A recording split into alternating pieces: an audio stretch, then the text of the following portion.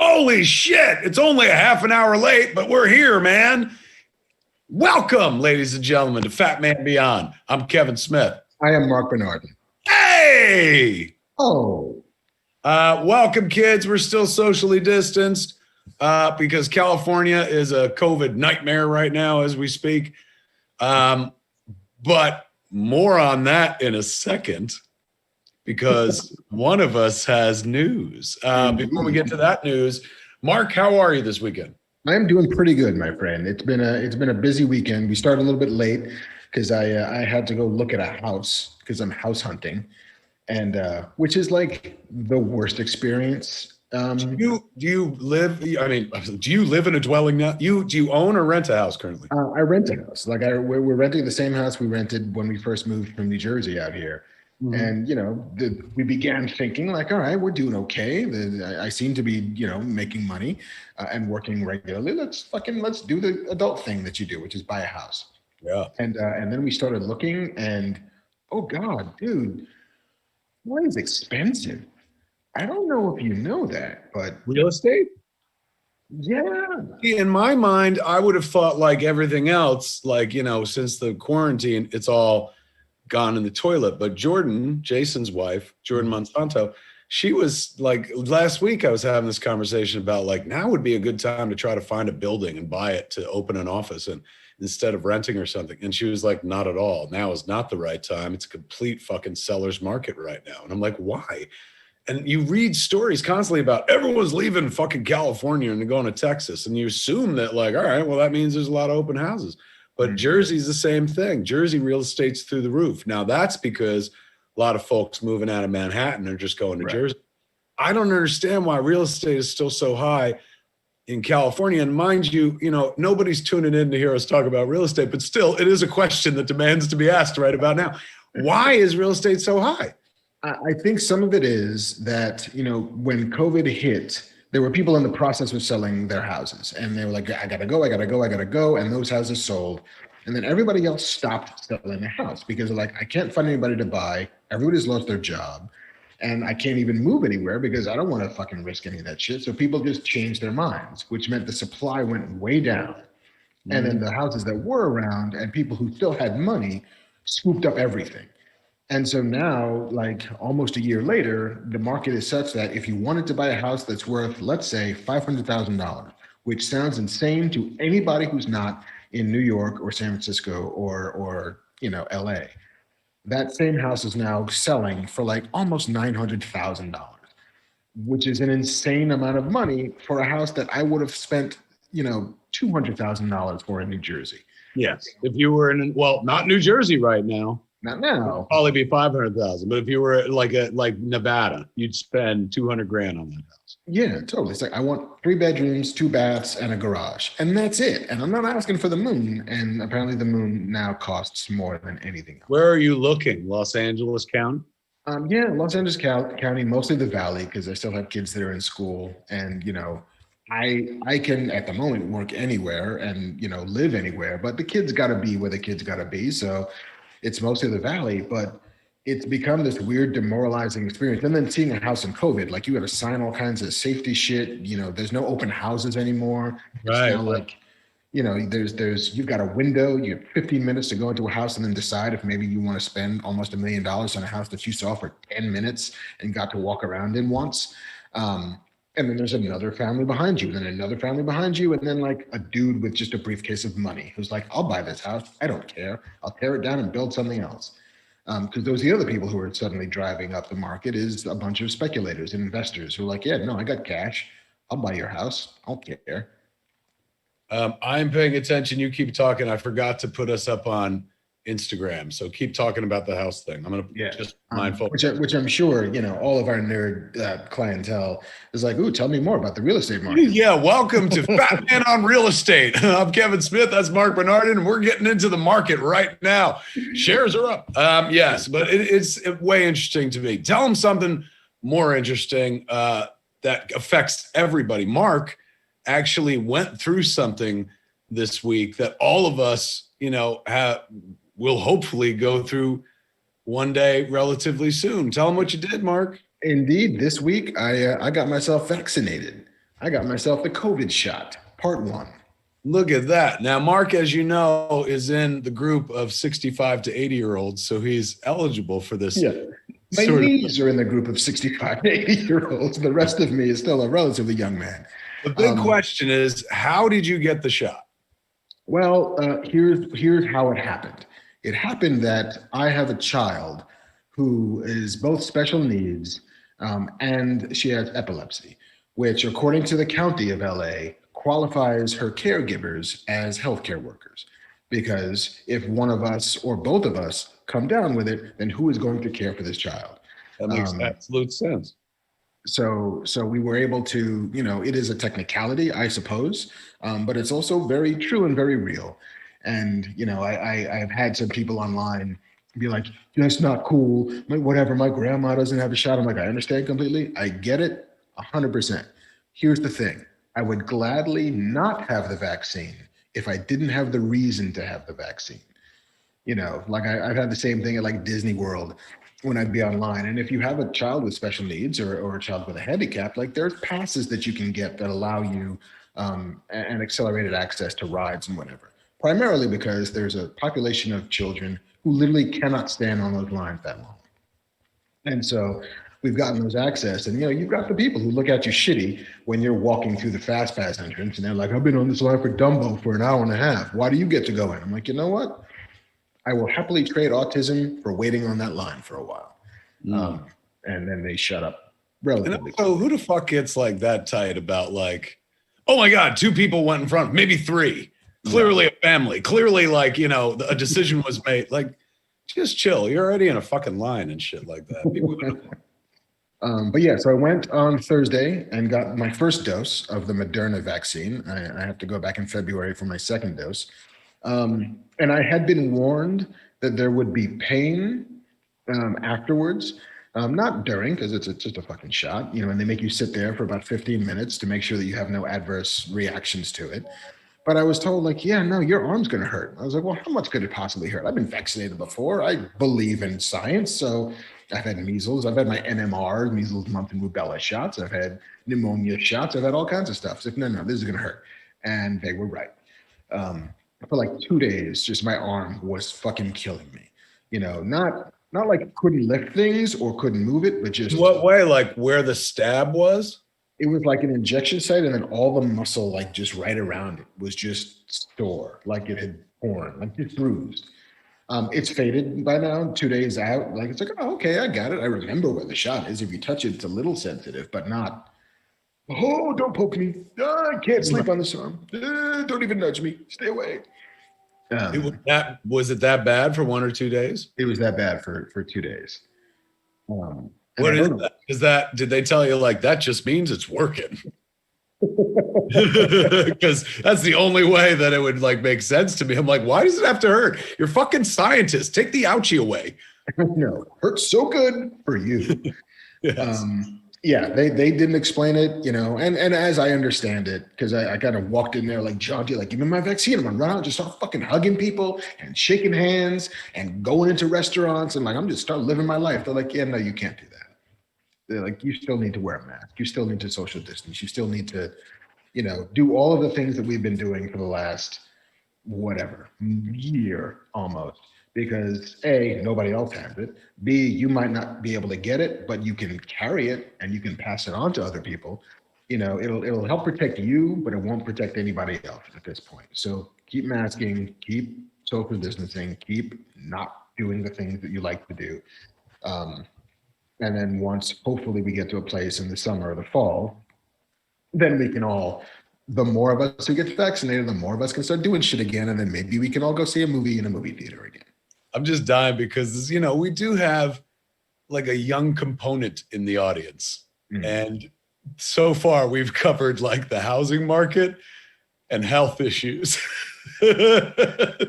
People are like, what is this fucking old man on Batman? Like, what you guys talk about something we care about? But this is something I absolutely care about, man. We're all eventually going to have to get vaccinated. So Marc was our little astronaut. He fucking went first. That's important fucking information, man.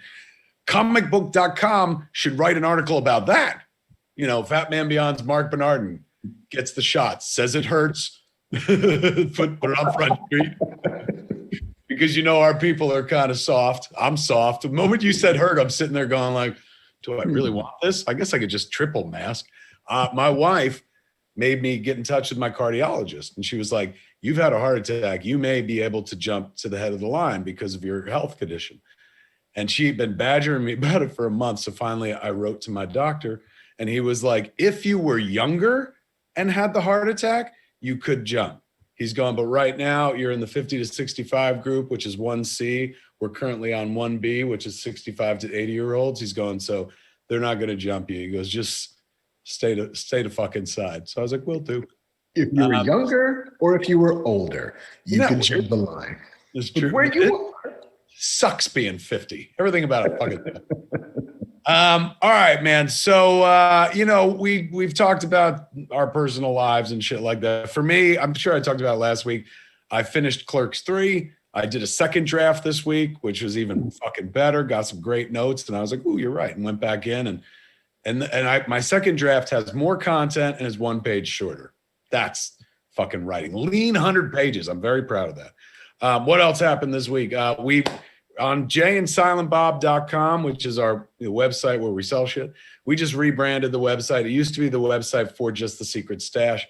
Now it's the website for all things Jay and Silent Bob. We moved the website fulfillment center out here to Los Angeles so me and Jay can sign everything and stuff. This week we put up 2,000 pops signed, Silent Bob and Kevin Smith director pops and stuff. And I honestly thought they'd be up there for a month and shit. Put up one Instagram post, gone in 8 hours, son, all sold out and stuff. So we're getting, just heads up, this week we're getting the J pop, which was even harder to buy. And this is the J from Jay and Silent Bob reboot. This one, that bad boy. So we'll be getting this one and only 1,000 of them, and Jay will tag them and they'll probably go fucking fast. So check out jayandsilentbob.com if you want to get a jump on that or shop all Jay and Silent Bob stuff. All right, enough with, you know what we got to do before we do anything? Yeah, I was just doing my own fucking ad for my own shit. But I'll tell you right now, Jay and Silent Bob don't pay these bills, ladies and gentlemen. You know who pays our bills this week? The glorious, wonderful folks at Keeps, the people that are trying to fucking help you keep your hair. As we sit here and speak about Keeps, you go to keeps.com/fatman right now so you can read along as we talk about this, man. You're going to receive your first month of treatment for free. That's keeps.com/fatman. You go look at it right now. As guys, folks, so much of our identity is wrapped up in our hair. We know this. I started losing my hair at a young age, 25. My mom even pointed it out to me. I felt ashamed and stuff. Had Keeps been around, I'd have a lion's mane of hair today, man. I'd have more hair than Marc Bernardin and shit. But sadly, Keeps is only part of this world, not my fucking ancient world, not the 90s and shit. Keeps.com, ladies and gentlemen. These folks ship you product. You don't have to go to the doctors no more. They do like an online consultation, and then they ship you the product every few weeks, man. You don't even leave your house, for heaven's sakes, man. 2 out of 3 guys will experience some form of male pattern baldness by the time they're 35. The best way to prevent hair loss is to do something about it while you still have hair left, man. Get treated from home. Every 3 months, the medications show up, man. So you can say goodbye to the pharmacy and the checkout lines and whatnot. Prevention being key. Keeps treatments typically take 4 to 6 months to see results. So if you start now, by the time the warm summer months are going on, you got your hair, man. Your hair is not falling out as bad as it was. It's important to act fast. The sooner you start using Keeps, the more hair you'll save. It's just that fucking simple, man. Find out why Keeps has more 5-star reviews than any of its competitors, and more than 100,000 men trust Keeps for their hair loss prevention medication. Keeps treatment starts at just $10 a month, man. Plus, for a limited time, you can get your first month free. Marc? Hair for the hair that's up there so your scalp don't go bare. I spent the last 10 minutes thinking up some rhyming shit, and there you go. That's a hot 16 right there, my friend. I was Fucking feeling fire. it. You were spitting fire. I should be the poet laureate because I could do good Keeps fucking ad copy. There ought to be a picture of you hanging up at Keeps headquarters, man. Not right next to our founder that says our mouthpiece. Yes. Advertiser of the month, me. Yes. But if you're ready to take action and prevent hair loss, go to keeps.com/fatman to receive your first month of treatment for free. That's KEEPS.com/fatman. Keep your hair, man. Don't wait. Don't wait. Trust us, kids. Do you want to wear a fucking baseball cap like you're 12 years old at age 50? No. Had I been born in a different faith, I was born Catholic. Had I been born in the Jewish faith, I could be wearing a yarmulke. That would solve all my fucking problems. But I didn't have that. So instead, baseball caps. I'm a prisoner of a backwards baseball cap because I wear it forward. I look stupid. Look at that. Look at this shit, right? I've never seen that in my entire life, and I don't know what to do with it. I'm telling you, it looks dumb as fuck, man. That's why I've been wearing them backwards my whole life. People are always like, what are you, just rebelling against everything? I'm like, no, I'm trying to make the hat work. And I'll be honest with you, when I'm out in the sun and I wear it like the way I wear it, it's fucking useless. It just makes you sweat and the sweat pours down your face. I wish I could wear it bill forward because that's the way you're supposed to. It keeps the sun out of your eyes. But I've noticed, man, I've been thinking about it. I'm 50 fucking years old. I've been in this baseball cap for not the same one, but in baseball caps since my mid-20s, since my early 20s even. A prisoner. Don't be that guy. Keeps.com. You don't want to be fucking Kevin Smith. I promise you. So go to keeps.com/fatman. Get a month free. Start rubbing that shit in. Remember the Rabbit of Seville? When Bugs Bunny was putting the shit in Elmer Fudd's hair. That's what Keeps is going to do for you, ladies and gentlemen. Give you a head full of flowers, perhaps.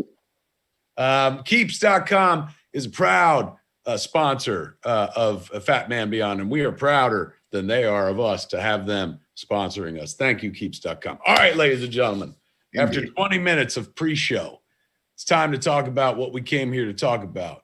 Yes. WandaVision episode 3 debuted, Friday morning. I guess it was about midnight or a little after midnight out here in Los Angeles. I forgot and fell asleep at like 9 o'clock that night and stuff. So when I woke up on Friday morning, I was like fucking cruising, reading Google News every morning. I get up, read all the news and shit like that. And then I was like farting around, and all of a sudden I saw like something about WandaVision. I was like, fuck. And I went and watched it about 6 a.m. This was the episode. I'll be honest with you. For the first half, I was like, I love the convention of look at all these classic sitcoms. They're doing great. Looks fantastic. They're killing it visually. What a commitment to a gag. But like midway through the episode, I was just like, oh man, like they got to get to the plot. Like, I get it. This is very much like the Brady Bunch and stuff. And it looks great and they're great, but everyone's doing great. But it's like, I get it. I get the clever side. Can we get to the meat and shit like that? So I wasn't bitching. I wasn't like, I'm fucking turning this off. But I was just like, all right, man, I get it. The sitcoms. But I want to know the story behind the story. I want to get to the tragedy. That's what I'm here for, the meat. And then they fucking served up the big, best slice they possibly could. Instantly gave me one of my top 10 favorite moments in Marvel Studios history. If you have not seen WandaVision, episode 3, or 1, 2, and 3, kids, plug your ears because we're going to spoil the fuck out of it. You've had a few days now. So, this is on you. So if you don't want to hear about it, go sign off and come back in like 10, 20 minutes or shit, or just mute us and stuff. Yeah, but you order your Keeps and come back. That's right. Go cruise the Keeps website, keeps.com. The moment when Geraldine, who, as we know from reading, not from the show, but from reading the media in advance of the show, is Monica Rambeau, the young girl from Captain Marvel, all grown up. So Geraldine is visiting with Wanda after she's had the twins in a very sitcom-y way. And they're alone in the house, and Vision is walking the doctor out. And so, Geraldine goes, twins, like real, like twins. I hear somebody might want to mute. Like in a very sitcom-y way. Mhm. And then Elizabeth Olsen, who has been playing a wonderful sitcom actress this whole time, like, you know, hitting note perfect, but finally gets to like fucking drop and and show who she really is and like give a fucking devastating performance when she's like, I was a twin. I had a brother. Jim, what's your favorite Chinese food dish? Who's that? Who's that? What was that? Sounds like our special guest and his wife are discussing dinner. Is that what it is? He didn't mute, and I can't. Let me see if I can mute from here. Little look behind the scenes. I know we got a guest coming up, kids, and we were just okay. I got it muted. All right, our guests. We were hearing a bit of their home life. Wanda finally acknowledged Pietro after not talking about him since Age of Ultron, and it hit a devastating fucking gut punch. Instantly, I started welling up, man. Like Lizzie Olsen fucking sold that moment so hardcore. But then the actress who plays Geraldine / Monica Rambeau, whose name I don't know. Diana Paris. Wonderful. She crushed her delivery, man. Like the way you talk to somebody who has PTSD or somebody or a kid who's been through something horrible or a victim of anything, like where she's very careful. She's like, he was killed by Ultron, wasn't he? Like she's trying to like reach her. And in that moment, you get the impression that like Wanda they're trying to get Wanda the fuck out. Like, you know, she's in there in a different way than everyone else in the town, like Catherine Hahn's Agnes character and the neighbor and stuff, because they're having a whole scene outside with Vision where Vision's noticing that they're like having a weird conversation. They ask like, is Geraldine in there? And she's like, yeah. And they start raising suspicions about her, going like, she's new. And, you know, she's not married, doesn't have any kids. And Vision's like, well, that's nothing wrong with that. And Catherine Hahn's like, And then she goes, no home, like in this real creepy fucking way and shit. And Vision's like, what? And they're building the tension with this fucking score in the background, man. And suddenly you're like, oh shit. The moment it was all happening, man, I was like, this is the fucking show I showed up for, man. And so all of a sudden, Wanda starts like turning on Geraldine and going like, what did you say? What did you say about Pietro? And Geraldine's trying to back up like, oh, I didn't say anything and shit. And she's like, do you want me to rock the baby? And like, you know, fucking Wanda's like, I think you should leave now. Like all cold and shit. And like somebody popped the bubble for a moment.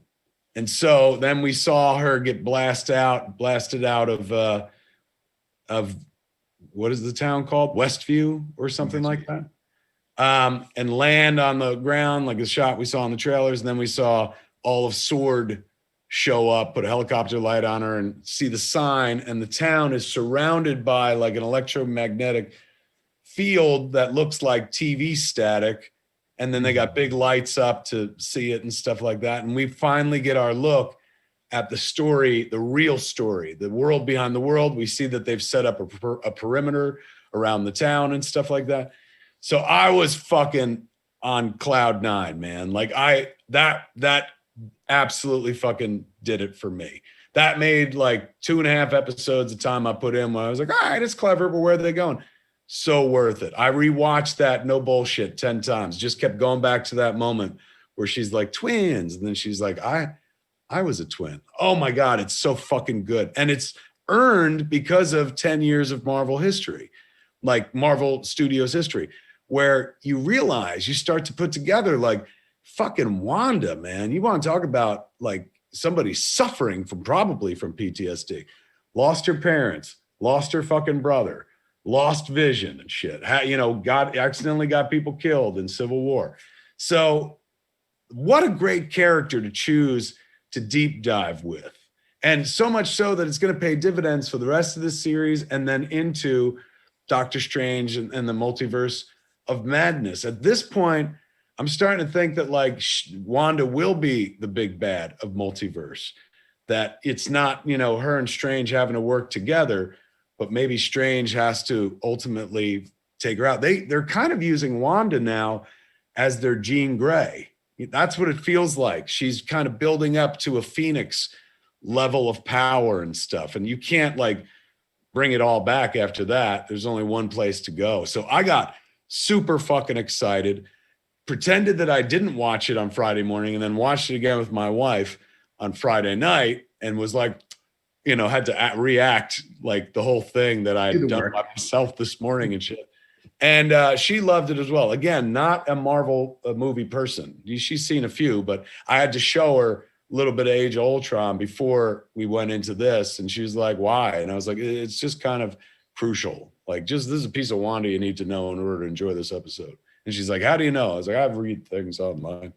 So I had a blast. I thought it was wonderful. This is the show that I fucking came for and stuff. Those moments that they had in episode 1 and episode 2, like, were creepy, but like, you know, this was fucking a creepy gut punch. And then like when Vision comes in, he's like, Wanda, where did Geraldine go? And she's like, oh, she had to leave, honey. And they're doing that score that's like, yeah, like those fucking choir of kids' voices that's usually like associated with crazy or satanic people. So right away I was like, oh, I hope she's both.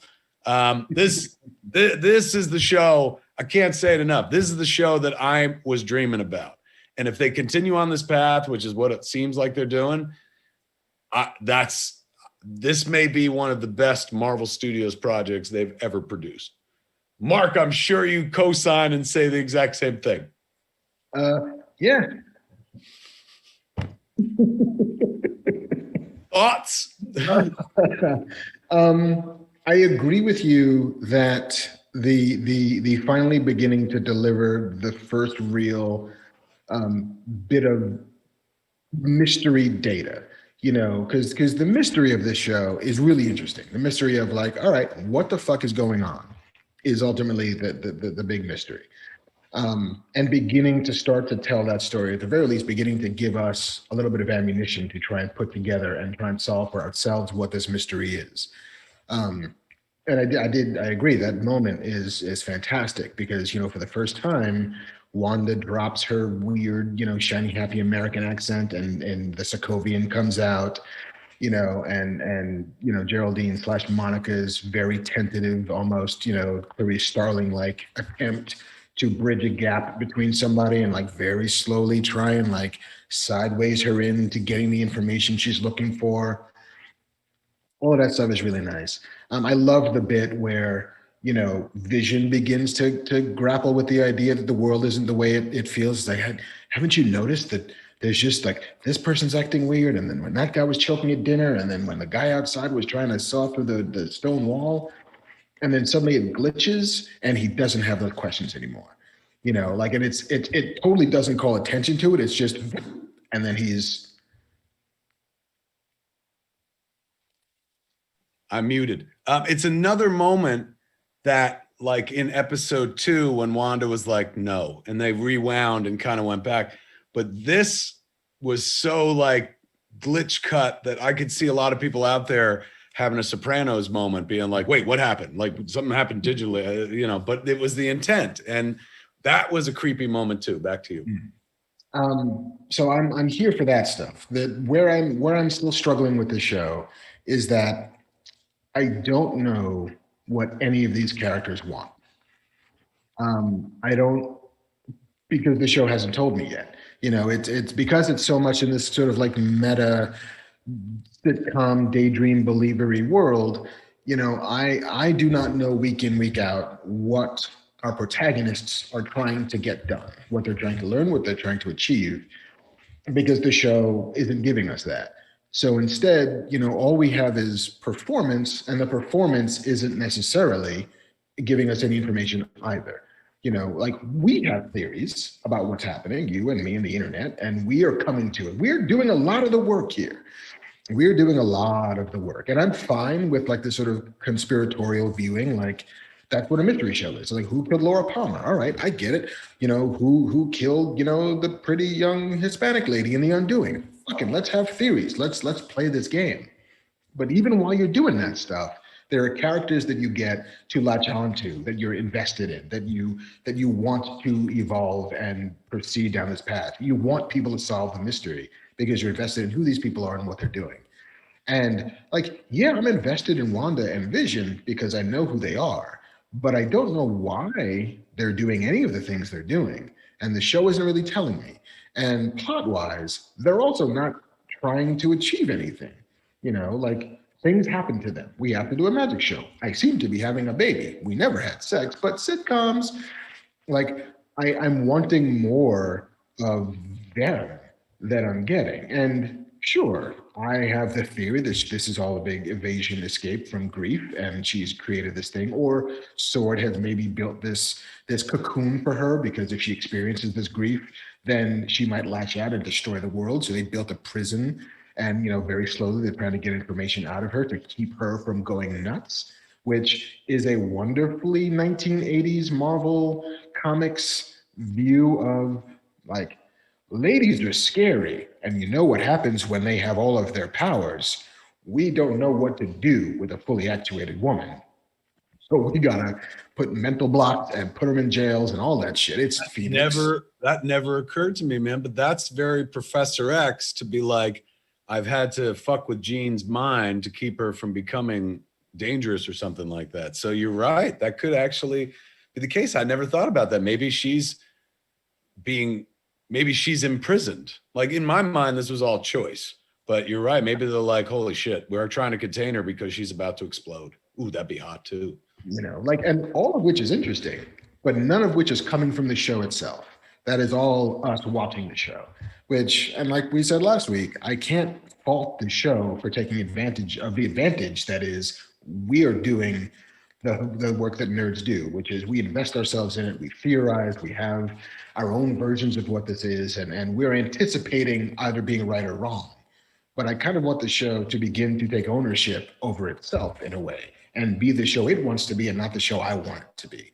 And I'm not there yet. Like, I'm still watching, duh, because of course I am.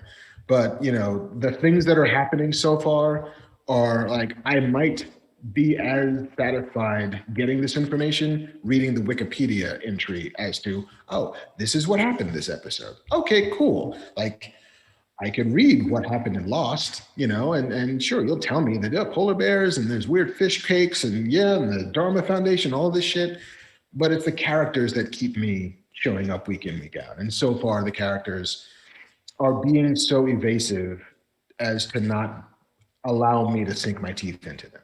So I'm hoping that as we go forward, I'm hoping as we get more of these little pokes in the facade, we can then have the real character begin to seep forward and understand, what does Wanda want? What does this version of Vision want? What are the things getting in the way of her wanting this? What does Monica want? What does anybody want? And that's like job number one of drama is, here's what your character wants. Here's the 98 things between them and getting it. And if they succeed, then great. If they fail, also great. But I gotta know that Luke wants to get off that planet. I gotta know he wants to be more than a farm boy, so that when he does get to do those things, it made it all worthwhile. Without that, if it's just Luke's having a pretty good time being a farm boy and shit happens to him, it's like, oh, well, okay, the shit was fun, but I'm not as invested in it. But yeah, I'm going to keep watching. All of that is like not going to like steer me away, but it's not yet like full-throated endorsement. It is, weekly curiosity. You're a fucking dream killer, man. Just a fucking dream killer. You're totally entitled to your opinion. And in some ways I'm like, you're right. But my bar is much lower than yours.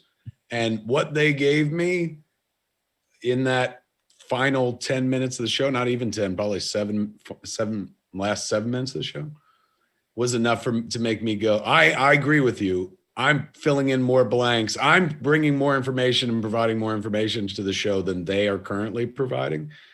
So, I mean, I hope to God I'm not heartbroken by like, but wait a second, that's not the show that I thought I was watching. But I'm happy to go. I don't bump into it. I'm not sitting there going like, what the fuck? Like it doesn't. Like you're absolutely right about, what are their intentions? What do they want? I mean, that's generally how one writes a program. These cats have the luxury, since there have been an ongoing program for 10 years now, of taking a very untraditional approach, at least at the top. Like it feels like they're like, look, the gimmick will take us halfway there, and then the real plot could kick in and stuff. And from what I understand, next week's episode is a mind blower. So I love it to death. But you know me, I fucking love everything. But I did cry every time I watched that fucking scene where she's like, I was a twin. It fucking like grabs me in my heart right away. The way her head cocks, everything about the delivery is just so fucking perfect. And again, it was the excitement of the crack of like, oh my God, here it comes. This is it. Like fucking, however, Hamstracked in chat echoed a thing that you kind of said regarding Lost, but he said WandaVision isn't smart. It's a mystery box. It is a mystery box. It could be smart as well.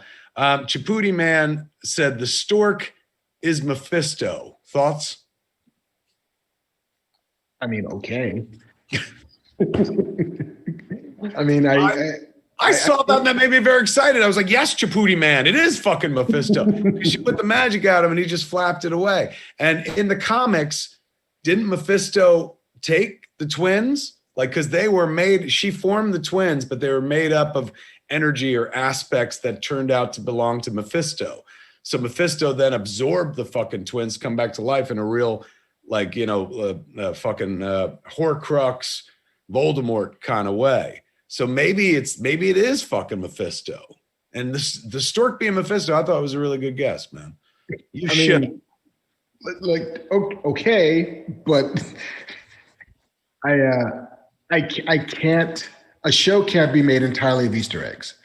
It can for me, especially if they're Marvel Easter eggs. Oh my God, I'll eat eggs. I can't because I'm a vegan. So these are the only eggs I can't eat.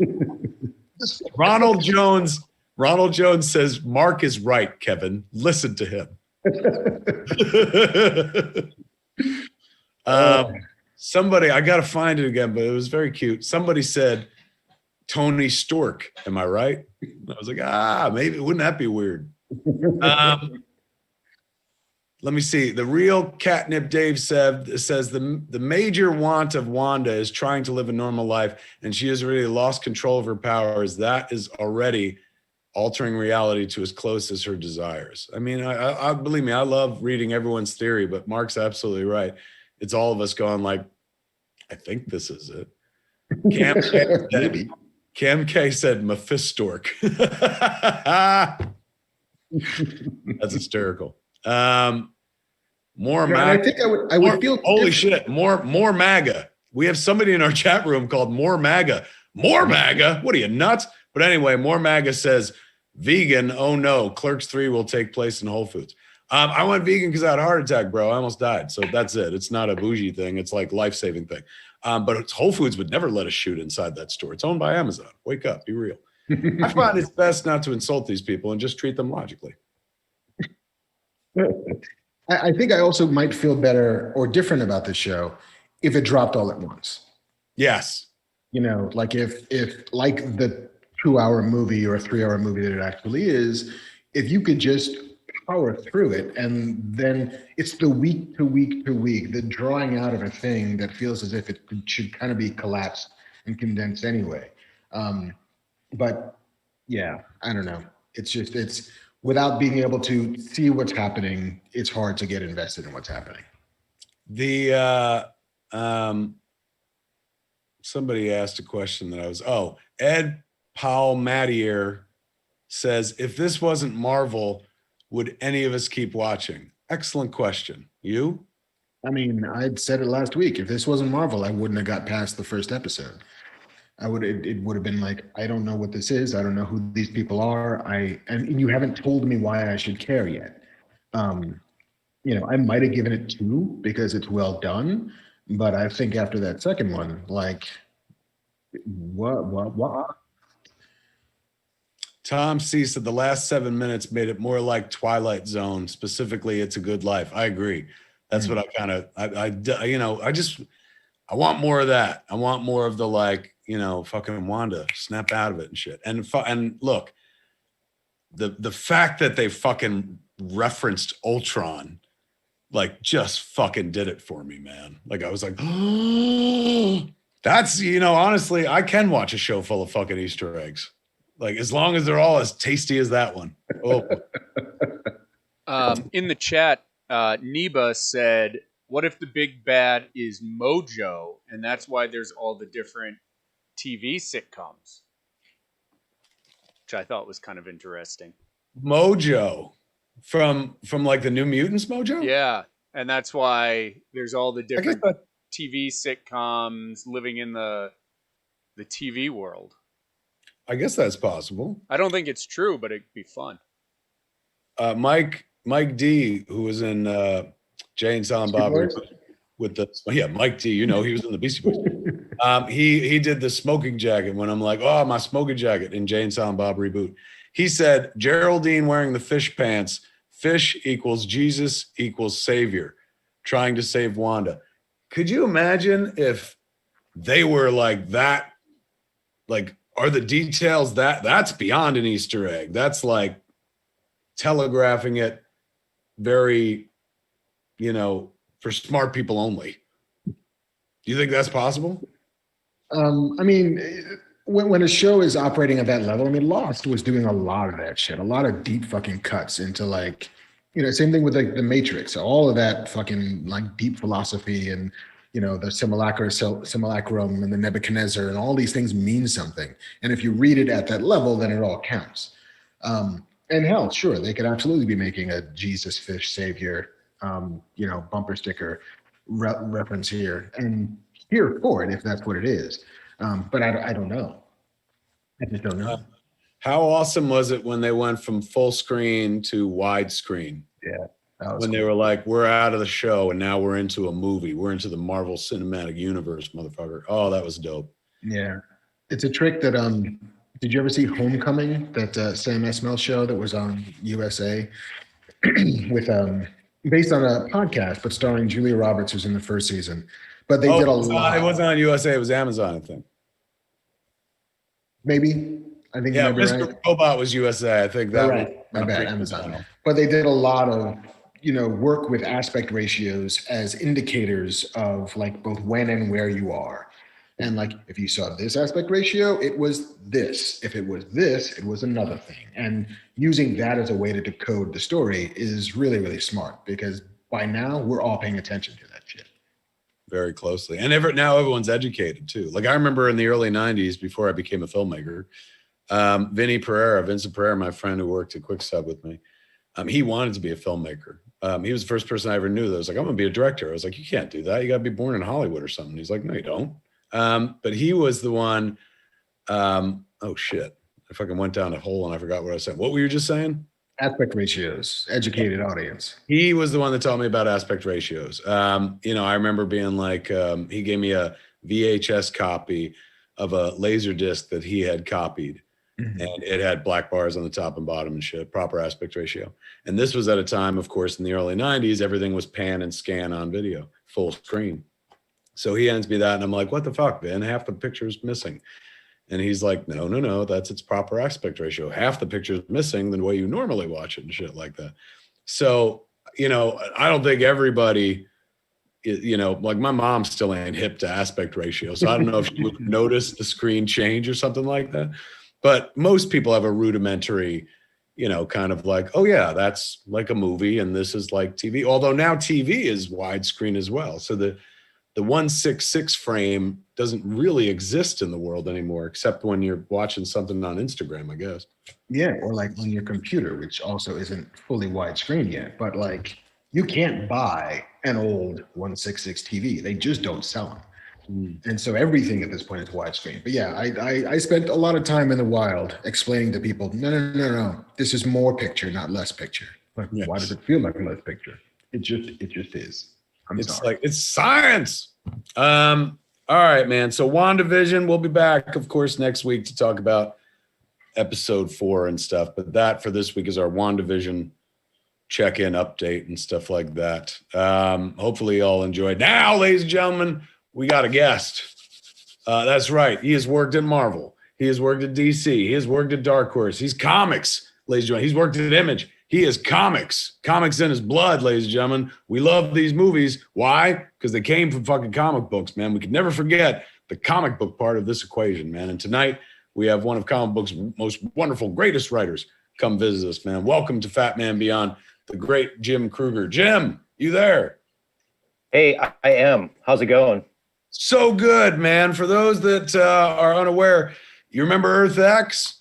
That's all Jim. Well, Jim and the other guy. But let's break down the relationship, because for some people who don't follow comics, we got a lot of people in the audience, and some just don't follow comics at all.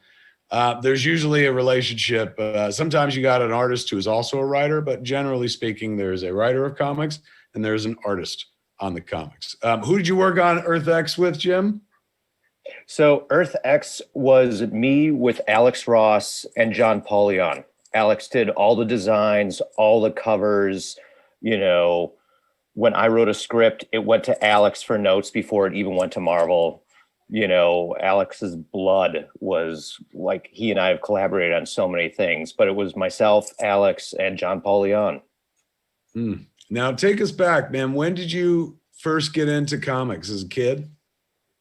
Yeah, as a kid. So my dad had a garage. He was an auto mechanic. He had like 4 or 5 guys working for him. And when I was like 5, 6 years old, he would come home, you know, have the lights swirling around on the tow truck, and he would take me on tow jobs with him. And, you know, to pay me for like holding the rag that he used while hooking up a car or something like that, he would always have a couple comic books. It would be like Doctor Strange or like Jack Kirby's Commandy or something like that. And so there's this nostalgic thing about comics too. It's kind of like Rosebud almost. I can't think about comics without thinking about Adventures with Dad. That's beautiful, man. So did you know early on, were you cognizant of like, there's a writer and there's an artist? And were you like, I want to be a writer for comics? You know what? I didn't know anything. I went into advertising because I was good with puns or bad with puns, depending on how people look at that. Right. And I got a job for an advertising agency in Sheboygan, Wisconsin, as a junior copywriter. Won a bunch of awards for their annual coho fishing tournament. And when that job lasted 6 months, I was like, oh, is another job going to last this long, and all that kind of stuff. And so I did an advertising campaign on myself and just started sending it to Marvel. It was like every couple of days they got a different ad for me. You know, like there'd be these cards that would open up. One of them said, you know, in the last 6 months, I've witnessed a beating, been held at gunpoint, and found homeless people living in my basement. And then the card would open up and say, I think I'm ready for New York. And so there'd be like all these teases. And then I sent them my portfolio, which was a good portfolio and stuff like that. And so like within 3 months of starting, I was on my way to Marvel. So within 3 months of sending them cards? Yeah, sending them cards and introducing myself and that kind of thing. And their industry was growing, and, you know. What year is this around? I want to say this is like the mid 90s, right around the time when Marvel was starting their own distribution system, right around the time where all the Image guys left and Marvel was like, oh no, what are we going to do now? Like all that time. You know, it was a crazy time for Marvel. That's amazing. Like I remember, do you remember there was, I think it was a spec script that New Line Cinema bought back in the day, when the guy would send around ticking boxes to every agency and studio, and it was for the Ticking Man was the name of the spec script, and it was inside the box, and like super smart at a time when like there's no real terrorism as far as we know it, and like the script sold for $1 million. I remember reading about it in like Hollywood Reporter, but that sense of moxie of like, fuck it, I'm just gonna keep hammering at him with, you know, why I'm awesome and you should hire me because I'm great. And like that was, I don't know if that would work anymore, but fuck it, like seize the day.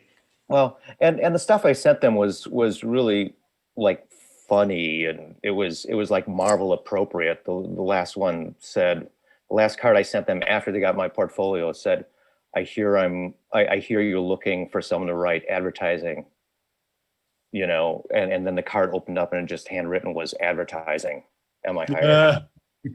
Oh my God, like fucking, that's a brilliant way in, man. Like, you know, of all the ways into the industry, you literally took your experience in advertising and advertised yourself into a fucking job. So Yeah. Marvel was the first comic book company you worked for? Right. And at that point, I was just someone working, writing copy for them, meeting the editors. And that was a crazy time because marketing above advertising had just threatened all the editors saying, you know, if your books don't start selling the way they were when, you know, Rob or Jim or Todd McFarlane were drawing them, you're out. So like, it was this crazy time where editorial hated marketing and advertising because there were these threats. And, you know, I was like coming in from Wisconsin being all nice and being like, ooh, thanks for asking, blah, blah, blah, blah, and got mocked continually for it. They're like, fuck off, Milwaukee. This is New York Exactly. City. That was it exactly. And it's also like in a kid's mind, and that kid becomes an adult, I'm sure you're like, I'm going to Marvel, man. It's going to be the Merry Marvel Marching Society. And you get in, they're like, if you don't fucking sell books. Yeah, no. I mean, I think my favorite story of that experience was I remember walking in front of one editor's, and this is further into my career at Marvel, but I remember it was right at the point where Earth X got announced. I went by this guy's office and he didn't know I was on the outside. And I just heard him hear that I was doing this project. And I just heard him go, fuck Jim Krueger. And I kind of swore right then and there that the next time I heard those three words, I wanted to be like, fuck Jim Krueger.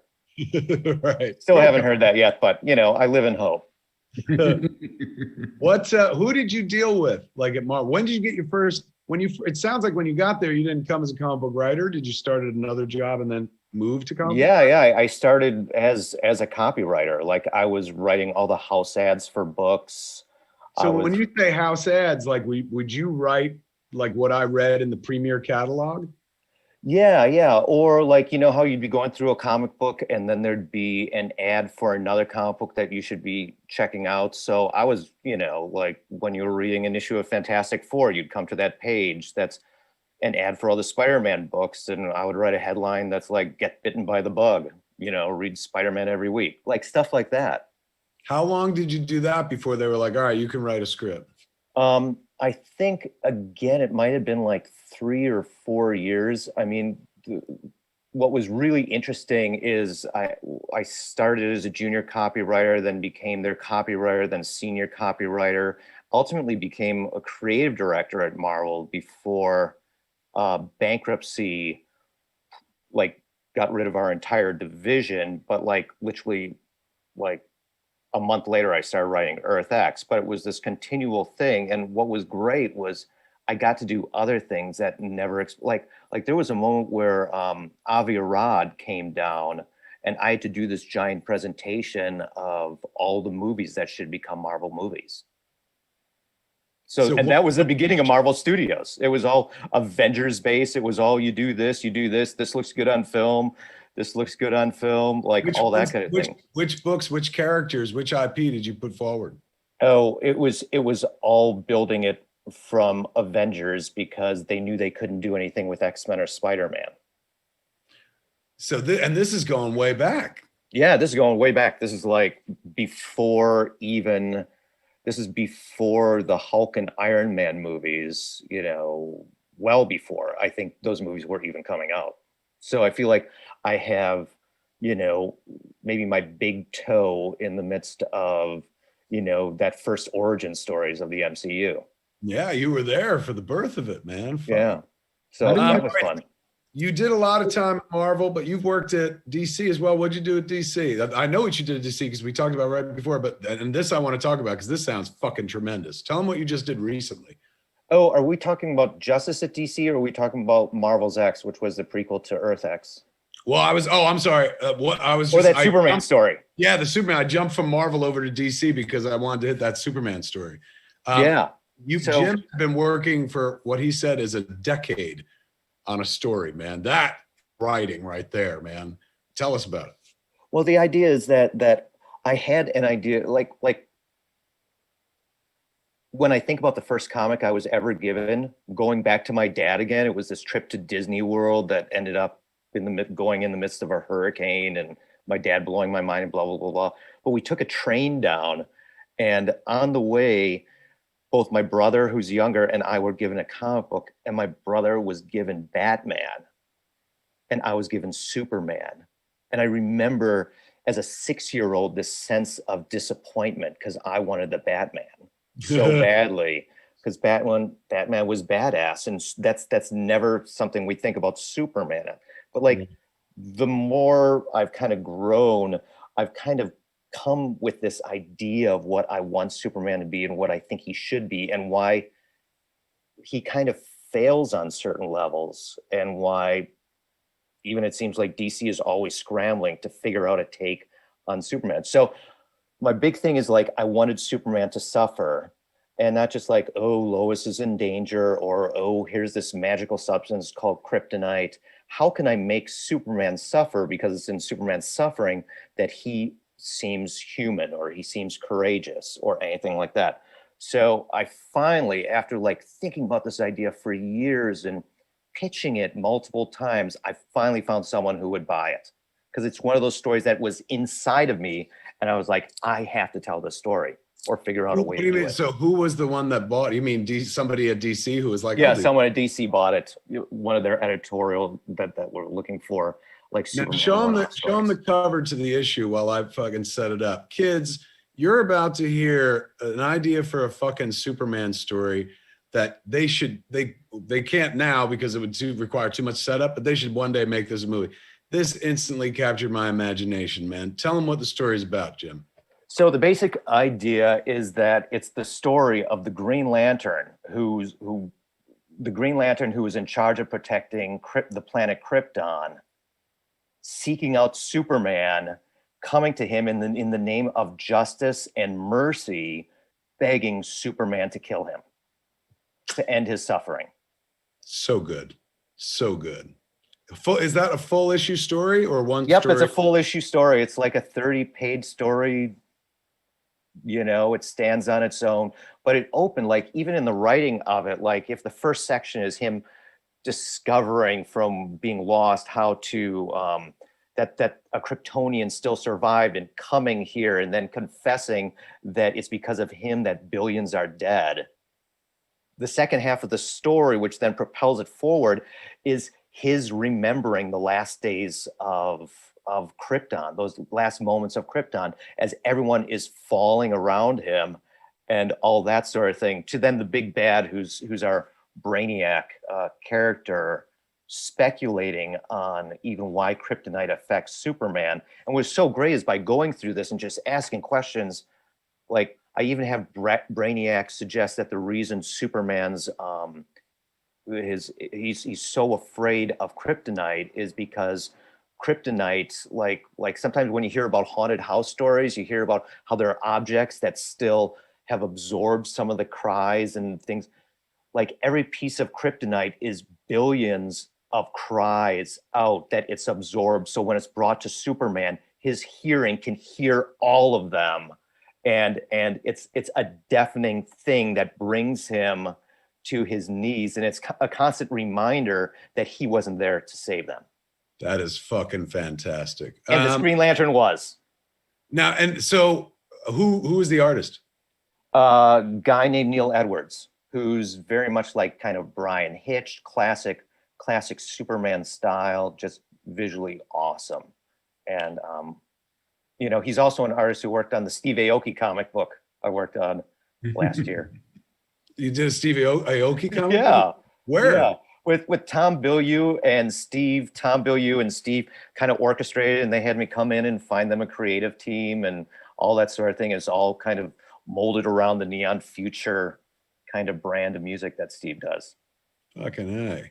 But it was cool to actually go to one of Steve's shows and be in that, be in his, up front with him, and him constantly turning around and giving me hugs and looking at all these beautiful people around, who looking at me and being like, who's that guy? No. How So did it he was get fun. here? He's a comic book writer. Yeah. What is One of the- these things is not like the others. One of these things doesn't belong. What is the book? You've got some books that are out now. Plug the books, because one of them we were talking about before. I was like, that's fucking dope, man. Talk about the books that are available right now. I think the one you said was fucking dope is called The No Ones. Yes. Tell them that plot, man. So the idea, and then I'll tell you about my favorite character on the team too, and that's this character right here on the second issue. The No Ones, the first issue, if you see the little dot after the O, that's like shortening the version of the word number almost. It begins with this team of celebrity superheroes. They have their own paparazzi. They have their own action figures, their own show. They have everything you could possibly imagine. They're the heroes of the world. And they accidentally, while they're fighting terrorists, they accidentally kill an innocent bystander. And they're so afraid of what this will mean to their bottom line and their media and their shares and all that kind of thing that they hide the body and they bury it in secret. And then the next day they wake up and no one's ever heard of them before. It's like they've been cursed to insignificance. They don't have their train that takes them, their super train or whatever, that takes them all around through New York because they work through the tracks and all that kind of thing. They have to take the PATH train to stop a fire in New Jersey. And on the train, this lady looks at them and says, what's your, why are you guys dressed that way? And they're like, well, we're superheroes. We're these guys and blah, blah, blah, blah. And they go through the entire explanation only to have that page end with her saying, so why are you dressed like that? It's like people only remember them for minutes. They can't even remind people of who they are. That's dope, man. And it splinters the team. So half the team sees this as a way to really reflect and change reality. Like, no, they can go into a bank. They can take money to fund certain things or put money somewhere, and reality will just like work around them. And the other half just wants their lives back. And so it creates this battle between the two that no one will ever know. It's like a mythic battle between angels and demons, except none of these guys are angels. Hey, man. Who published? It's a small company called Cave Pictures Publishing, but Where the book was. Where can they get it? Amazon? Yeah, Amazon, or people can go to their comic shop if they want it and order it. And I'm all for talking to comic shops. But it's one of those things that people really like of mine. Those who have noticed it. And what else? What are the other books you got coming out? The trade paperback of Marvel's X just came out, which was Alex and I getting a chance to work together. And this was the prequel to Earth X, which I wrote at the beginning and part of last year, being like the end of 2019. And because it's all about this pandemic that gives people superhero powers and mutates them, it turned out to be so prophetic of the last year we've experienced. Everything from distrust for neighbors to fear of going to grocery stores to what's it like to be taking over responsibility when your parents are no longer there. It deals with some pretty heady stuff, while for those who were really into Earth X, it answers a couple of big questions for them. Marc, I kept interrupting you, I think.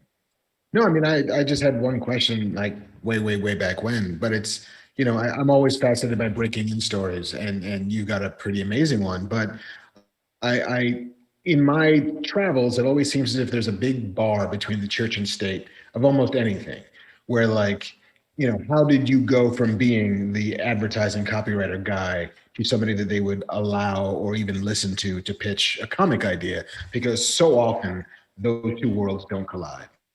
Yeah, well, one of my favorite writers, Mark Waid, says that as soon as you find a way into the comic industry, they shut it down. They close it up. So I've heard there are kind of 3 ways to do it, and one is that you self-publish on your own, you put a book out there, and then they notice you and they want you to write. Another is that you work in the industry in some sort of capacity and then can step over. And the third one is you have someone that kind of brings you in, someone who's already professional. And I kind of did all 3. Because even before I was going to college, like I remember reading Alan Moore's Swamp Thing at the very beginning of that run and being so blown away. It's like one of the greatest things ever, especially those first 12 issues.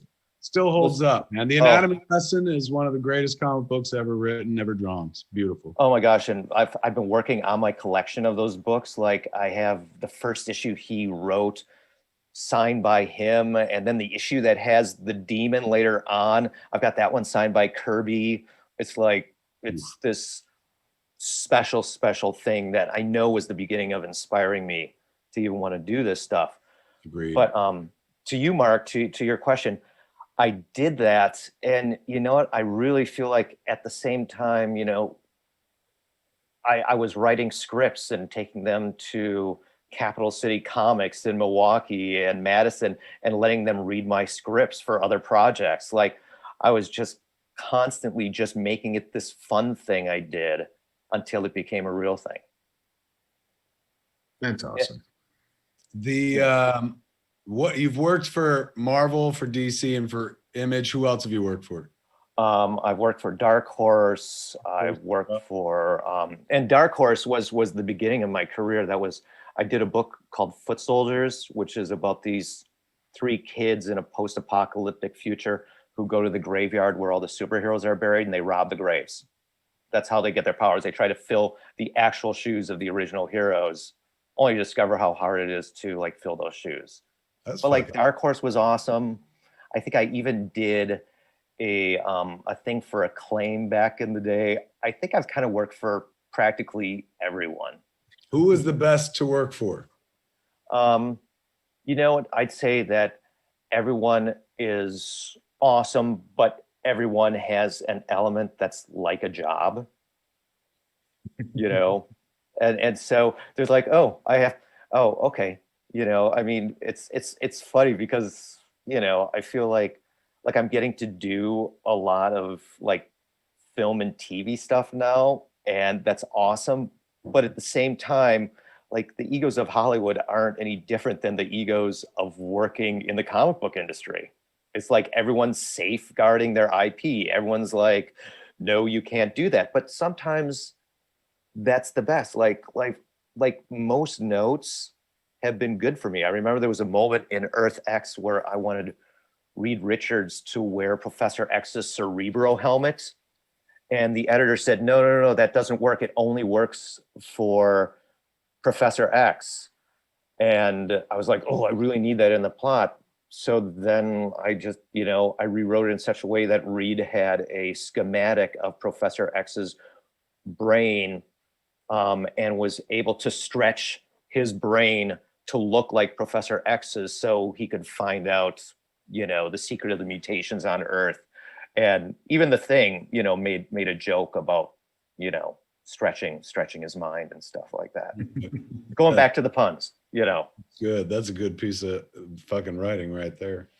The working with Alex Ross, who is an absolute legend and icon and one of the greatest talents, not just in comics, but graphic talents on the planet ever.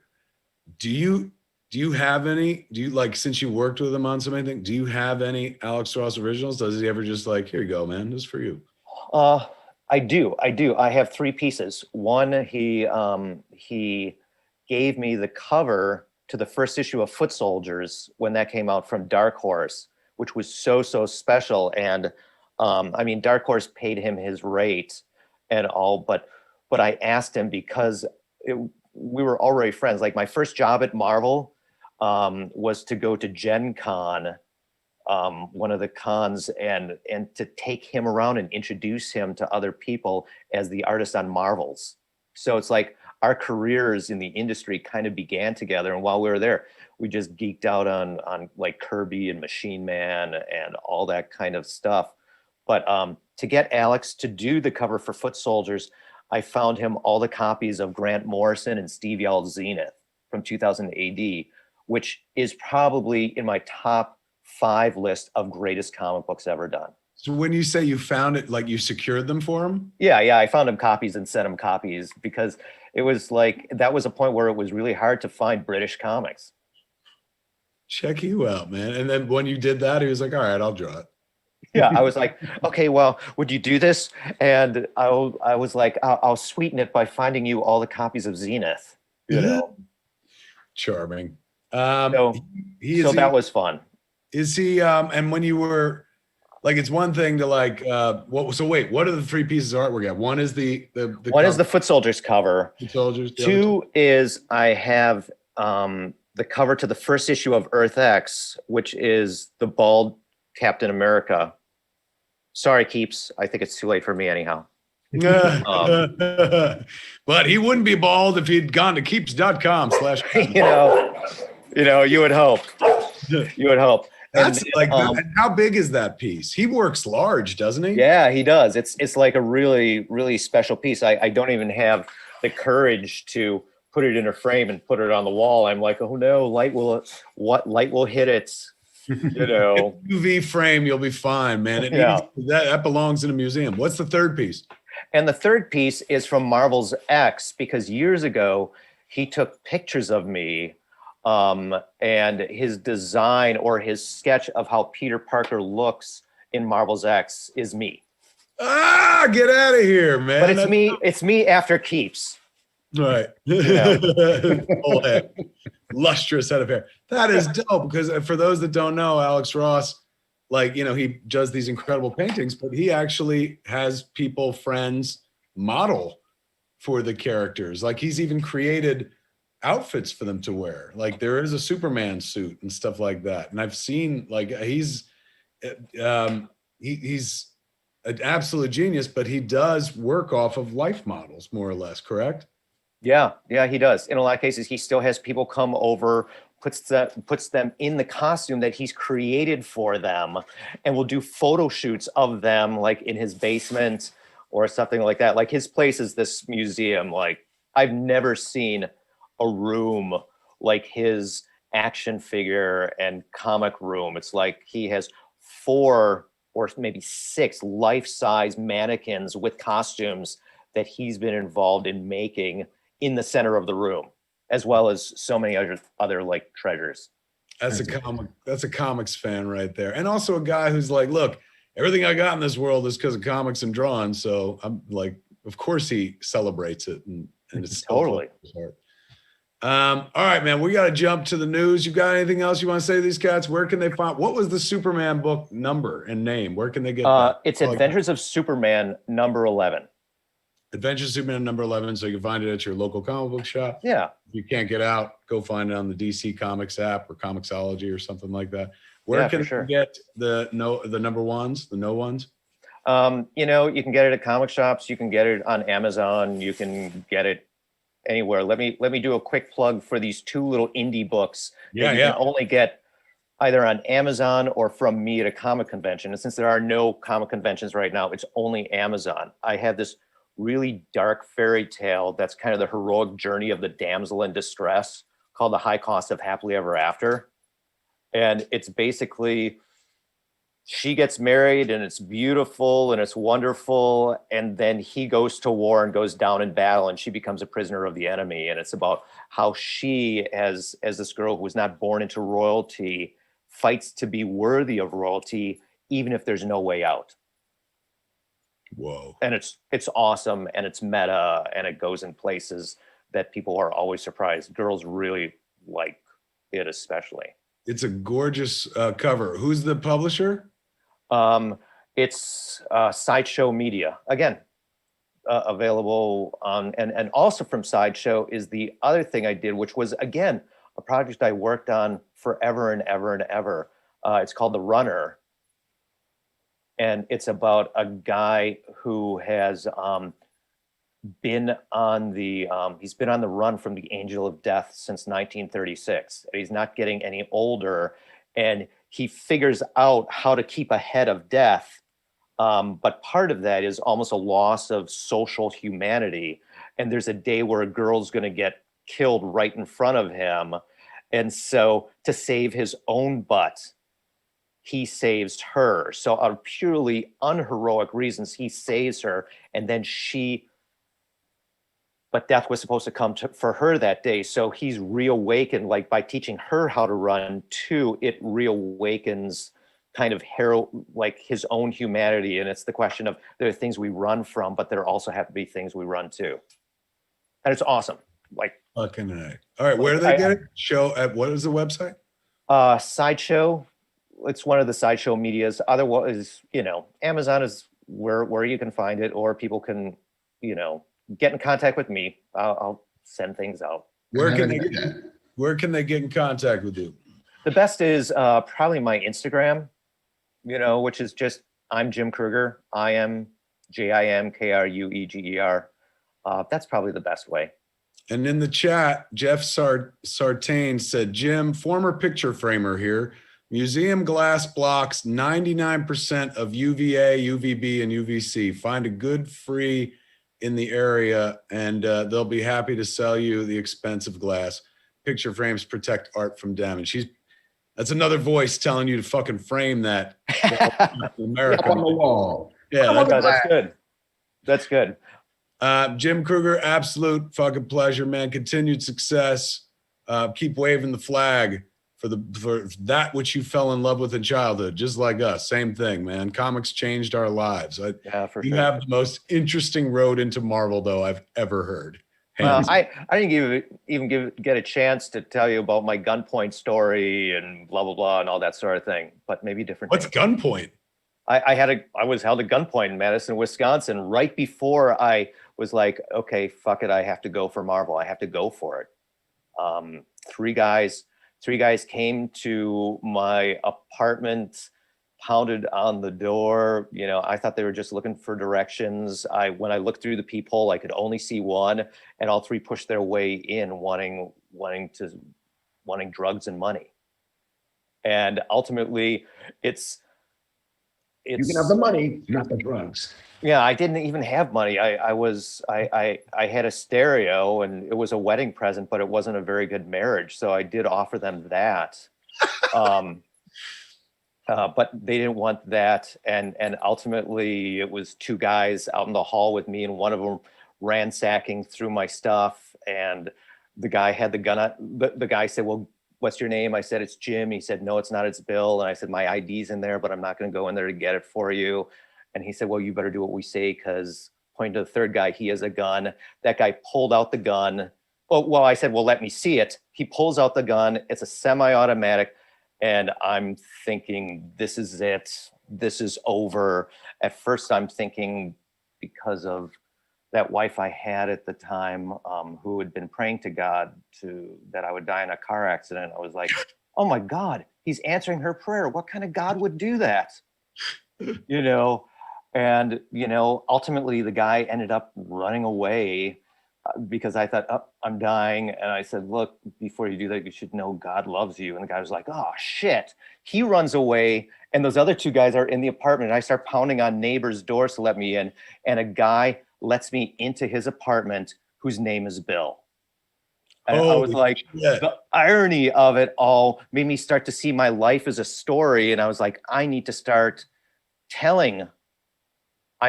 approaching my life as a story. What's the next thing? What's the break into act two? What's going to take me from this point to this place? And what's interesting is the guys who came that night stole my briefcase and, broke it open later on that night. But I even got a call later saying, hey, we found your briefcase on the road, blah, blah, blah. And it was filled with all my original stories and all my original sketches and things and characters that I used in Earth X and Batman stories and stuff like that. And you got it all all this back? All this stuff was restored to me. It was like, I felt like I needed to pay attention. That was the most valuable shit you had. Let's be honest. Yeah, totally. And Wow. did your neighbor Bill say, "Thank God they didn't knock on my door because I got all the drugs"? I was like, I want to get out of this apartment really, really fast. And, the people who ran the building said, well, they're probably not going to come back. And I was like, I just called the cops and I was like, can you give me a note that I can give to them and I need to move. Did you really bust some God on him and be like, well, God loves you? Yeah, because I started thinking about my mom's love for things like Quo Vadis and all those The Robe and all those old religious movies, and how she would talk about the Christians going out into the lion pits singing before the lions devoured them. And I was just like, wow, I'm going to die. And so you invoked God. I did. Yeah. I'm totally stealing that, man. I'm going to bust that move. Instead of pleading for love, I'm just going to be, if I'm ever fucking held at gunpoint, I'm just going to be like, well, whatever you do, just know that God loves you. Jesus. Even in that moment, I was like, wow, what do I really believe? What do I really believe? It was like this shot. It was like a shot in the dark. It was like the weakest faith imaginable being like, well, maybe this will get me in. Yeah, like, this will help, God. The guy's like, whoa! And that's it. Yeah. That's a fucking tight story, man. And that makes you a better writer, I'm sure, man. You live through something like that. Fuck. Yeah, no. Well, it just, I feel like mostly it just made me more aware that we shouldn't waste time if we can help it. Amen. Living on borrowed time. I felt that way after the heart attack. Still feel that way today. Yeah. Wise words from Jim Krueger, man. Thank you for fucking getting that story in. That was tight and shit. Indeed. Yeah. Glad. Thanks for letting me be part of your thing today. No worries. Thanks for being here on Fat Man Beyond. Everyone give it up for Jim Krueger. Go out and get Jim's books right now. I'm reading that Superman book tonight. That is tight, man. I'm all for a fucking suicidal Green Lantern who let Krypton die. That is genius. Well, and the lantern or the ring won't let them kill themselves. So he picks a fight with Superman when Superman says no, trying to get Superman to ultimately take him out. That's fucking tight, man. That is good shit right there. I look forward to it. In the eye. Jim Krueger, thank you for coming on, man. Be good. Thank you. Later, Much Jim. fun. See ya. Thanks for talking to you. Thanks. Fuck, man. Look at that. Goddamn legend. Look how long he's been working. Look at all the shit he's done. Long ass tail he's got. I know. I remember running into Jim when I worked at Entertainment Weekly. I remember he came in with Earth X, and this must be almost 15 years ago. And so proud and so happy and so just willing to talk about it. And it's like, oh yeah, fuck yeah, we'll put it in the magazine. And here we are now, 15 years later. Still both kicking, still both in the industry. Still doing the work. All right, kids, if you've just joined us, we talked about WandaVision up at the top of the show, me and Marc, to cover it in a Siskel and Ebert kind of way. I was thumbs up and Marc was trending down, but not all the way. So if when the show is all done, if you want to go back and watch that, we spent a lot of time on it. But now, ladies and gentlemen, is the exciting part of the show, because this is where we get to find out our futures. This is where we find out all the news that's fit to print about this genre love we have and everything that's coming to us in the near future, or things that have come to us and happened and stuff. Cut it short. Marc's going to give us the news. Marc, take us into the news. Here's some news. Did you or do you have any desire for a Willy Wonka prequel movie? Because you're going to get one. If you want to get it. So this is a trick question. I'm getting it whether I want it or not. You're getting it whether you want it or not. Warner Brothers will be releasing Wonka on March 17th, 2023, a prequel to Roald Dahl's Charlie and the Chocolate Factory, which focuses on the candy architect Willy Wonka's younger days before having his confection empire. So it's Willy Wonka year one? Yes. Before the cape and cowl, just roaming around the candy streets in a fucking turtleneck and a jacket. And he's like, yes, father, I will become a candy. After a fucking, I don't know, a pack of gum bursts through his window in the night. Yeah, just his dad just smacked him in the face and says, "The candy man, Dan." Then I will, Dad. I will, Father. I will become a candy man. Who will play the young Willy Wonka? And who's doing it? What studio? Warner Brothers. JC, put up that graphic again so I can grab a smoke. Let's look at that Roald Dahl artwork and see if we can find any clues. Go ahead, Mark. Who's making this movie? Warner Brothers is making the movie. There's no casting yet, but allegedly Tom Holland and Timothée Chalamet are being considered for the lead role. Timothée Chalamet. Well, that makes, if you get that kid, then it makes sense because people love that fucking kid. And he was on SNL recently. He was pretty funny. He could pull off some comedy. He was funny enough, like it's fine. Either of them would be fine. I like them both doing what they do. But, there's a version of this where it's, why is it not Sam Rockwell? Why is it not like somebody like way more interesting? Bring me back, JC. There he is. I just fucking came a little bit when you said, why not Sam Rockwell? That is an awesome idea. Sam Rockwell as a young Willy Wonka? Then would you be excited about this movie? I would get there. I mean, granted, Sam Rockwell is also younger, is older than Gene Wilder was when he played him. However, I would still totally be down for that. Or I would be down for like Donald Glover. Sure, it doesn't fall into continuity, so you can't just watch all three together and be like, why is this black man suddenly turned white in these other movies? But I also don't care that much. If I got to have a dude who can sing, who feels like he has fun, who's also like super fucking funny, give me Donald Glover, give me Lakeith Stanfield, give me Janelle Monáe. Like there's no reason to be as adherent with this as just find me a sort of sprightly young white kid. So true. Carlos Fontes said, I want Lakeith Stanfield to play the Joker. I will take that as well. Yeah. What has he been in that made you go like, I would love to see him as the Joker? I've seen him in stuff, but nothing that I was ever like, oh shit. I mean, he's great in everything I've seen. He's great in Get Out. He's great in Knives Out. What's that other movie where it's like, I always forget the name of it. It's not Thank You for Calling, but it's Telemarketers. Him and Tessa Thompson was in it. Yeah, fuck, I can't remember the name of that either. But that's the one. That's the one where he's a live wire, and it seems as if it's all about this dude struggling to maintain some sense of order in his reality that's slowly slipping away. But yeah, I think he's great and immensely talented. So yeah, I mean, sure, Tom Holland would be great. Timothée Chalamet would be great. I would not be as interested in this movie as I am were it not being directed by Paul King, who made the Paddington movies, which are among my favorite movies of the last 10 years. They're just so fucking charming and fun.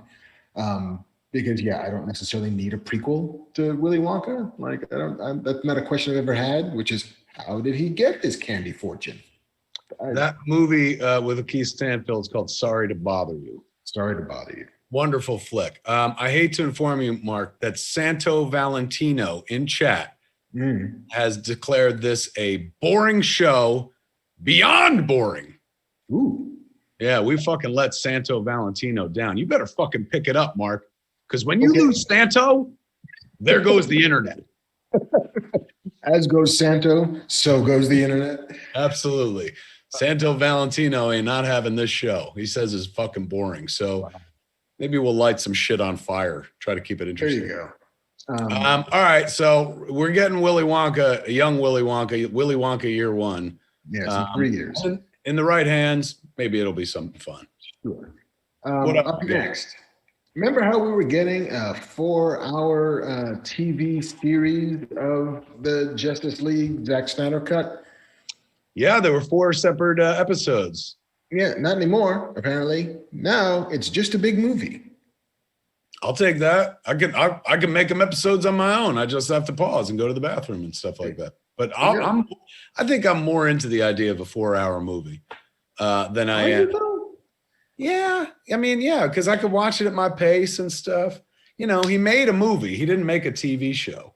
So breaking it up into like 4 separate episodes, I'm I'm for it, man. I'm for being 1 4-hour chunk. I mean, look, I'm gonna watch all 4 episodes back to back to back anyway. I'm gonna binge the fucking thing, so might as well just sit down, commit, grab myself like a fistful of fucking weed and shit, and just sit there for 4 hours, being like, "This is better," you know. Well, tell me something. I will.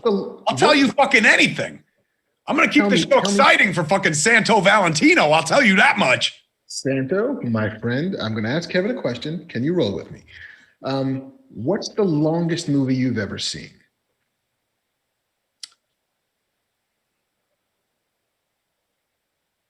I'll bet you it didn't hit 4 hours.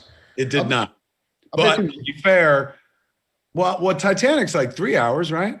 Titanic is 3 hours. Godfather 2, those are all like in the 2.5 hour mark. And when you watch, remember back in the day, they put on VHS the Godfather epic, which was the 2 movies fucking together. Yes. That was definitely over 4 hours. I could do it. I could do 4 hours standing on my head for Justice League, particularly if we're going to see some shit we've never seen before and whatnot. And I am so committed to seeing this dude's vision. Like, you know, Zach had a thing he was trying to do, and then it got, you know, fucking changed and stuff.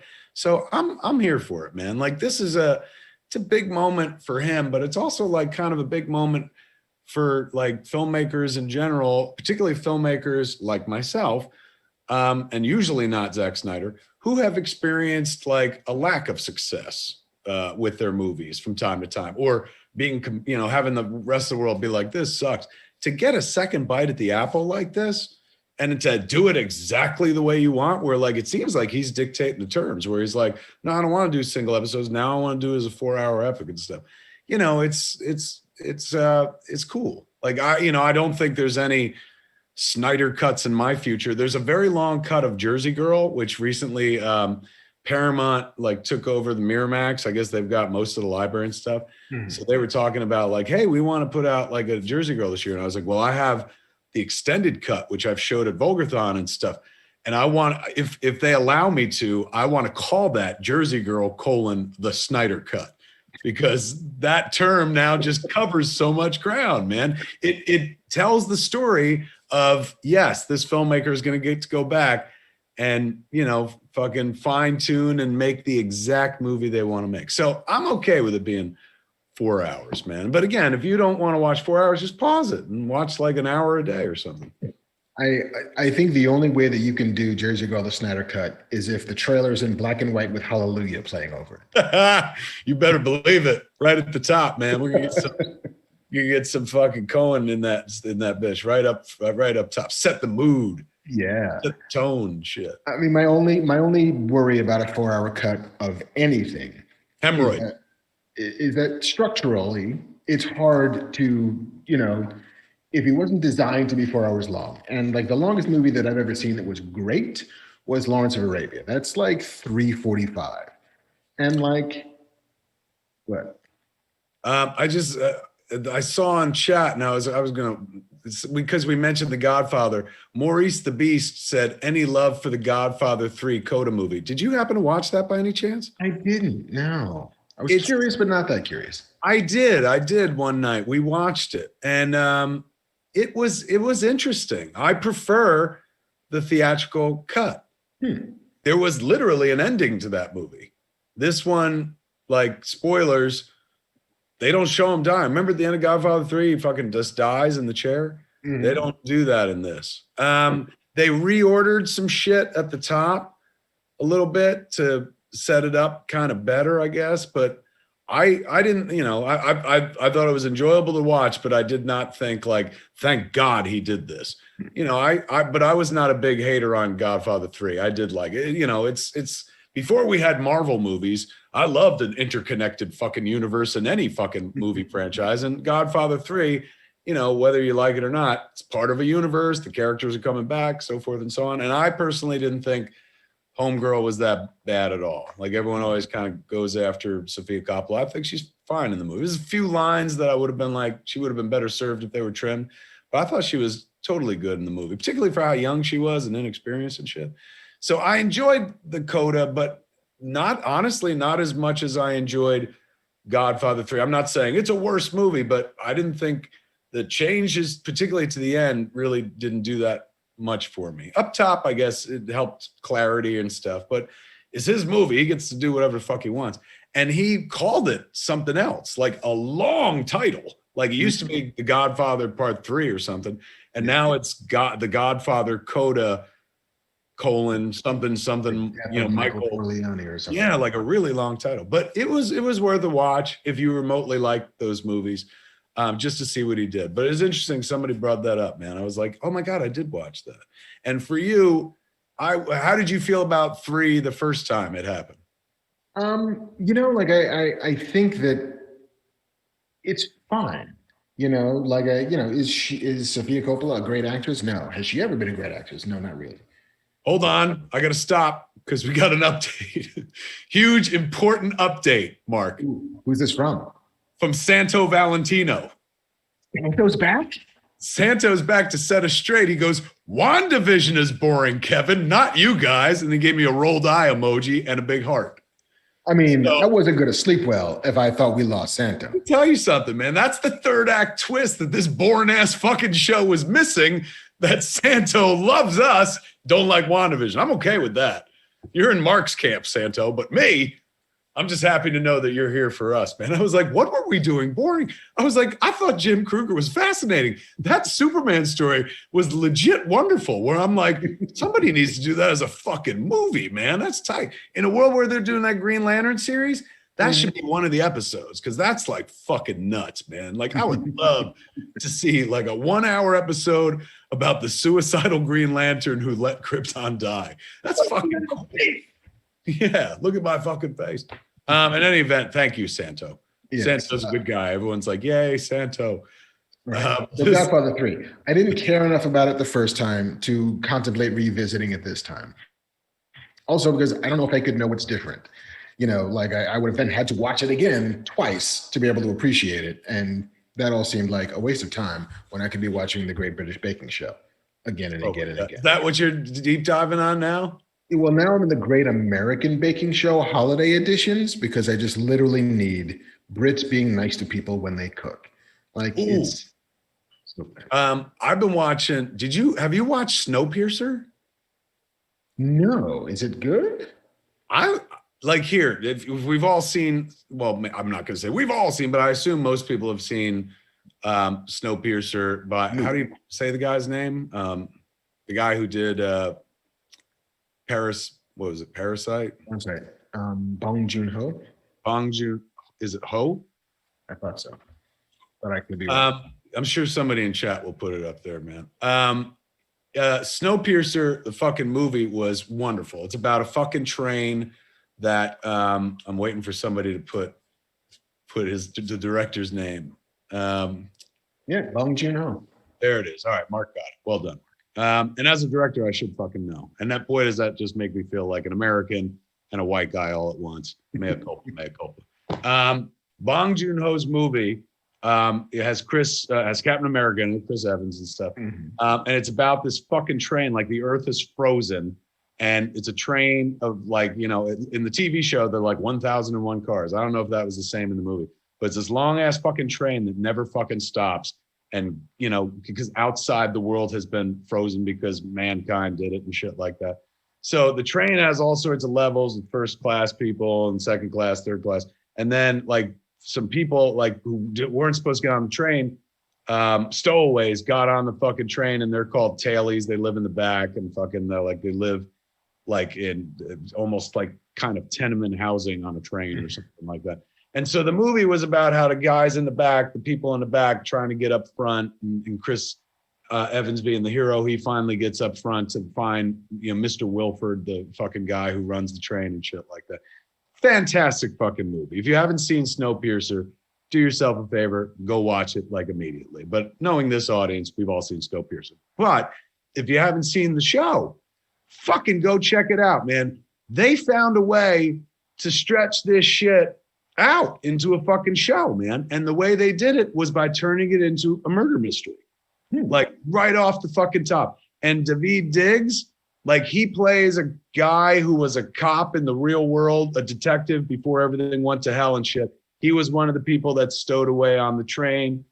So he's a tailie, and like in the movie, like he ain't playing Chris Evans' character, but in the movie, like Chris Evans leading a revolution to get to the front of the train and shit. He's like the figurehead and whatnot.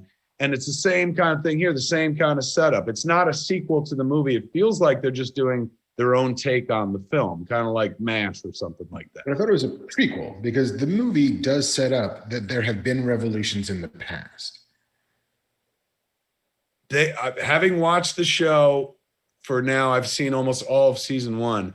Mm-hmm. There's no like reference to, hey, remember when this happened once before? The way I felt, and maybe I'm wrong, maybe someone in chat will tell me, is it feels like they're just doing a show based on the idea, but not a sequel show or anything like that. I think I could be wrong and stuff. What platform? Bear Gordon asks. I watched it on. I watched it on HBO Max, but it's not on HBO Max. It's on another channel. TNT. Is it? So is that in the Warner Brothers family? Would that make sense? Yeah. So I watched it on HBO Max, but if not, you can see it on TNT. Daveed Diggs plays a detective, and just when he's about to lead the revolution, he gets pulled up to the front of the train to solve a murder. And so, like, you know, just when you're like, well, I know where it's going, you're like, oh, shit. And as a person who appreciates media and as a person who appreciates trying to write a series now and stuff like that, I thought it was incredibly clever how it's like they could keep this going for a while. And it's no less fucking bloody than the movie. Like, people fight with hatchets and shit like that. There's not nudity per se, but like, you know, there's lots of like, these people are in bed and they're literally not wearing clothes. And these people are getting showered and they're literally not wearing clothes. You don't see the close up on any bits, but that's all me, a long way of saying like, it feels more grown up. Like, I don't know how they rate TV programs anymore, but like, I'm pretty sure I heard somebody say fuck a couple times. So if it's on TNT, man, TNT is just like, we give up. Go ahead, curse. Yeah. Curse. Basic cable has kind of just abandoned any hope and pretense towards being like, we're network. No, we're cable. Carl Cox says, wait till you get to the end of Snowpiercer, Kev. It very well could be a sequel. They said there was a revolution before in the first episode. It is based on the book. That's true. It's based on a French book or a French comic book or something. I didn't know that. What is it? Transpierciage. You know the book? You've heard of it? I've heard of it, yeah. Like, I remember when the movie first came out and everybody was like, no, it's based on this sort of legendary French comic book that's been around for forever and ever. Jennifer Connelly's in the show, and like she is, for all intents and purposes, the lead. And she really like holds it together. And her character is very interesting, Mark. I've seen in the trailers that Sean Bean shows up for season 2. Apparently, I read that online and shit like that. And when Sean Bean shows up, he only shows up to die. So I expect he'll fucking die in this show, just like he's died on every fucking show where I've invested in him, where I'm like, hey, it's Sean Bean. And Sean Bean's dead. One does not just walk onto a train. They've got season 2, I guess, starting fairly soon or something like that. But I've just been, because season 2 is beginning, because they said Sean Bean, I was like, I'll go fucking watch some season 1. And I dug it. I was like incredibly impressed as a writer that they were like, yes, it's everything you remember, but in order to make this thing go longer, we need to do things like, and so we're telling our version of the story. No less satisfying. You know, if the other one's any more satisfying, it's because you're out in 2 hours and shit. But this, I've enjoyed the ride, pun intended, so far, man. And just the notion, it's such a real fucking cool sci-fi notion. Like, we're on a fucking train that can't stop and we're surrounded by ice and death. It's like, that's so metal. Anyway, what other news we got? We got some quick hits. We're not going to belabor these too long. Robert Kirkman's Invincible cartoon on Amazon has a release date. I love Robert Kirkman as a human being. I love him as an artist as well, or as a writer, of course. But I love him as a human being. He's such a fucking good guy, man. When does this show begin? The first 3 episodes of season 1 will premiere on Amazon on March 26th, with new episodes every Friday after. On Fridays, culminating in the season finale on April 30th. Prime, man. It's on Prime. I look forward to watching it. The animation looks great. Reminds me of the stuff that we're doing over on Motu on Masters of the Universe. And the voice cast is fucking bonkers. I mean, Who do they got? Stephen Yeun is the lead. Mark Grayson, J.K. Simmons is his dad. Sandra Oh, Seth Rogen, Jillian Jacobs, Andrew Reynolds, Zazie Bates, Mark Hamill, Walton Goggins, Jason Mantzoukas, Mae Whitman, Kevin Michael Richardson. Yeah, it's fucking nuts. Oh my God. We also have Mark Hamill and Kevin Michael Richardson in our show. Ooh, nice. Seth is voice, but I believe Seth's also a producer, isn't he? I'm not sure. I don't think so. It's not a Point Grey jam. It's a Skybound and Circle of Confusion. Are they maybe doing the feature version of it? They were involved in a feature version of it, which I'm not sure if it's still happening or not happening. But and for all I know, he might very well be also a producer on it because Seth Rogen has lots of fingers and lots of pies. He is. He's doing his career right, man. Not only is he fucking writing for himself and writing funny shit for himself, but he's making sure the cool shit gets made. Like, you know, whether or not he's there to get it made, he's just using his power to like fucking like, oh, this would be a cool thing. And rightfully so. He's a patron saint of these geeky arts of ours. He does not get enough credit for that. It's nice.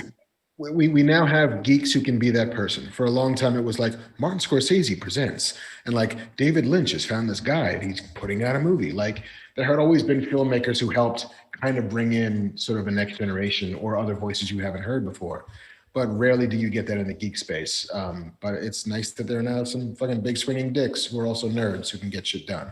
Amen. Michael Ferdinand in chat said tomorrow night on TNT is season 2 of Snowpiercer. And then he said, Mark, that's your homework for the week. Watch Snowpiercer season 1 so we could all talk about season 2, episode 1 and WandaVision episode 4 next Saturday. Michael Ferdinand fucking giving you the business, man, telling you what you're doing for the week. Jesus. Ferdinand's bullish. Yeah. Ferdinand. Bullish. That was awesome. All right, what else you got? Titans, which is now on HBO Max after having migrated from the DC Universe app, has cast its Oracle. They've got their Barbara Gordon. It's an actress named Savannah Welch, who will play the iconic Cape Crusader in the upcoming 3rd season of the DC show. She is, I'm sorry, go ahead. Is it going to be Batgirl or just Barbara Gordon? It seems that by casting this actress, who herself is an amputee, who lost one of her legs in an accident in 2016, it feels like we're getting legit Oracle. We're getting Barbara Gordon. That's wonderful, man. That's awesome. And how cool that the role went to somebody who is like in a wheelchair. Yeah, I mean, she's an actress and she's like been doing fight training. There's some quote she put up on Instagram saying, I always dreamed of getting to do stunt work when I had both legs, but in 15 plus years of acting, I never had the chance to until now. That's awesome, man. What a ray of sunshine she is. And she joins, what is it, Titan season 3? Titan season 3, which I guess is beginning production relatively soon. On that show, I'm woefully remiss. I have not watched Titans. Is Dick and Starfire, Coriander, are they in a relationship? I don't know. I too am woefully remiss in my Titans viewing, in that I saw the Fuck Batman pilot, but that's about it. I remember that. Fuck Batman. What a way to start a show. Well, Babs joining the show might mean love triangle if he is already involved, you know, because that's 2 people he's dated in the comics, right? Coriander. Which is perfect for drama. Look at all these ladies. That's how they make a TV show, isn't it? Good for her, man. I look forward to Babs Gordon joining the show that I've yet to watch. I will watch that show one day. Mark my words. Indeed. Speaking of the DC Universe app, which no longer exists as a streaming content deliverer, the way it was initially sort of envisioned, it has now shifted to be entirely as a comic book app. As of last week, the 21st, it will be devoid of all original TV content and now exists as DC Universe Infinite, which is a premium digital comic book service and community hosting the largest collection of DC comics online. So can they read Jim's Superman there, you think? It's entirely possible. I mean, I don't know what exactly their rollout strategy is for their digital stuff. I'm sure that book is also on Comixology. But if I'm DC and I'm launching a DCUniverse.com/app thing for $7.99 a month or $74.99 a year, I would have every DC comic that's available anyplace else up on it. Otherwise, why would I pay that money for it? That is, I loved the DC Universe, but now HBO Max kind of functions, in a much bigger way for the DC Universe, gets more eyeballs and stuff like that. I think turning it into a comics app is smart. They're a comic book company, makes absolute sense. Good for them. Andrew Chambers on chat said, Netflix is dropping a movie a week. You guys should do a weekly movie review show. I Care a Lot, the movie that stars Rosamund Pike and Peter Dinklage. He said looks amazing. I did see a trailer for that movie, and that does look really good. We'll try. I mean, look, I like all of you, like at night, I fucking surf through every app going like, give me something new. What I'm enjoying right now is Search Party Season 4. Did you ever watch Search Party, Marc? I never did. I hear great things about it. Fucking fantastic. Like wonderful performances, twists and turns, great piece of writing, wonderful fucking show. Season 4 has been equally as enjoyable and stuff. So I tend to go surfing. So I'm sure I will watch I Care a Lot. I don't know if we're going to turn it into a weekly bit of like, here's what happened on Netflix, but I'll totally let you know when I fucking watch something for sure. I mean, unless Netflix decides to be a sponsor, in which case, hey, this is what we watched this week on Netflix. Give us some of that fucking David Spade after show money, man. Fuck. I'll talk about Netflix. I'll say anything about whatever they got on there. What else we got? Now we have, a little bit of sadness, sadly. Sadness. Wait, before we hit the sadness, should we talk about the Superman trailer? We can't show it, obviously, because every time we show media from YouTube, we get fucking slaughtered and shit. So Superman and Lois, awkward title, but whatever, put up a trailer this week. And I'll be honest with you, I was like, right on, Superman show. But this trailer was the first thing that made me go like, Superman show, you have my attention. It is nothing like I thought it would be. Have you seen the trailer yet? I did see the trailer. I'm always a little tentative when it comes to pilots and their look, only because 99% of the time, a network will spend more on a pilot than they will on the rest of the show. And so they might have just shot the fucking works on the pilot and it looks fantastic. And I'm like, oh yeah, no, I'd be curious about this. Now, will every other episode also look like this? Do they all get to look a bit like, fucking Man of Steel, or will they all start to look a bit like Supergirl? Not that Supergirl looked bad, but the swinging quality of cinematography and the amount of time you get to spend, it's all about money. And if the writing is good, the writing will likely stay good. But I'm not sure if you can sustain that level of look on a network show for that long. But much like you said, you had my curiosity. Now you have my attention. Patrick Betts wrote CW ... Meaning like CW. But I think from the look of the trailer, they're spending more money on this than they do on the normal CW show. And I think that has a lot to do with, like, will it also, do the CW shows wind up on HBO Max or no? They historically don't, only because the deals have been made through the Berlantiverse and the CW for their shows to migrate to Netflix first. And so at the moment, I don't believe Flash or Arrow or Supergirl or Legends or Black Lightning are on HBO Max. Maybe they made a deal with Superman where they're like, it's going to be on CW and then go to HBO Max like they do with, Titans used to be on DC Universe and then go to HBO Max. And now I guess it's just HBO Max. Right. So, yeah, they might have made a separate, above and beyond deal for this so that it gets to be a big driver on HBO Max. And so they're spending more on it. That would be great for them. And I think great for an audience to be able to have a high-end, totally lustrous version of this, and now that, Supergirl is entering its final season, like they got to have somebody to represent that S. Show off that S.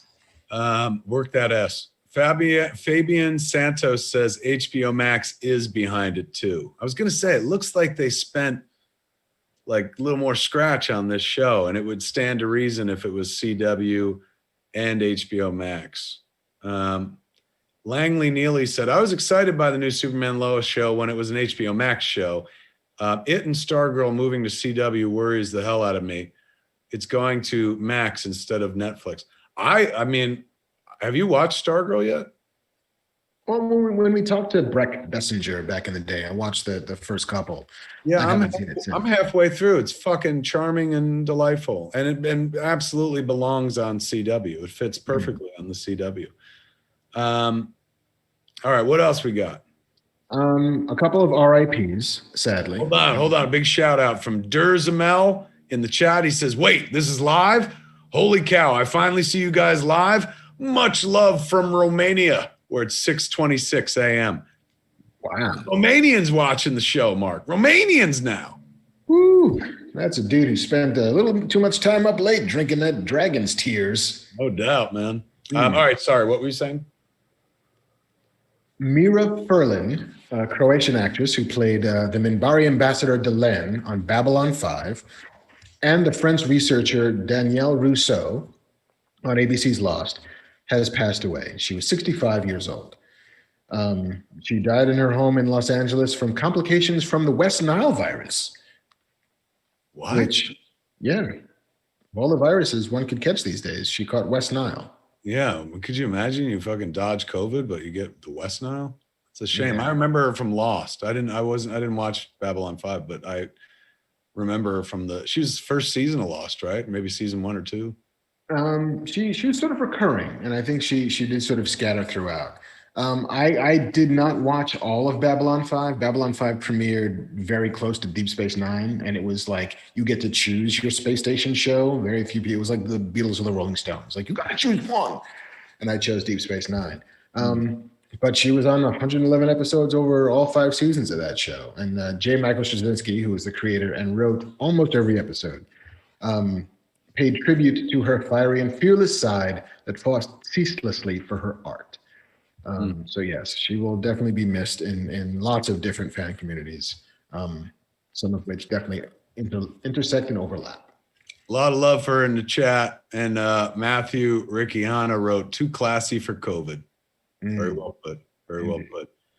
And then the other big notable passing of the weekend, the week, was Larry King, the self-made man from Brooklyn who spent 6 decades on CNN and elsewhere as an interviewer on the radio and on the television.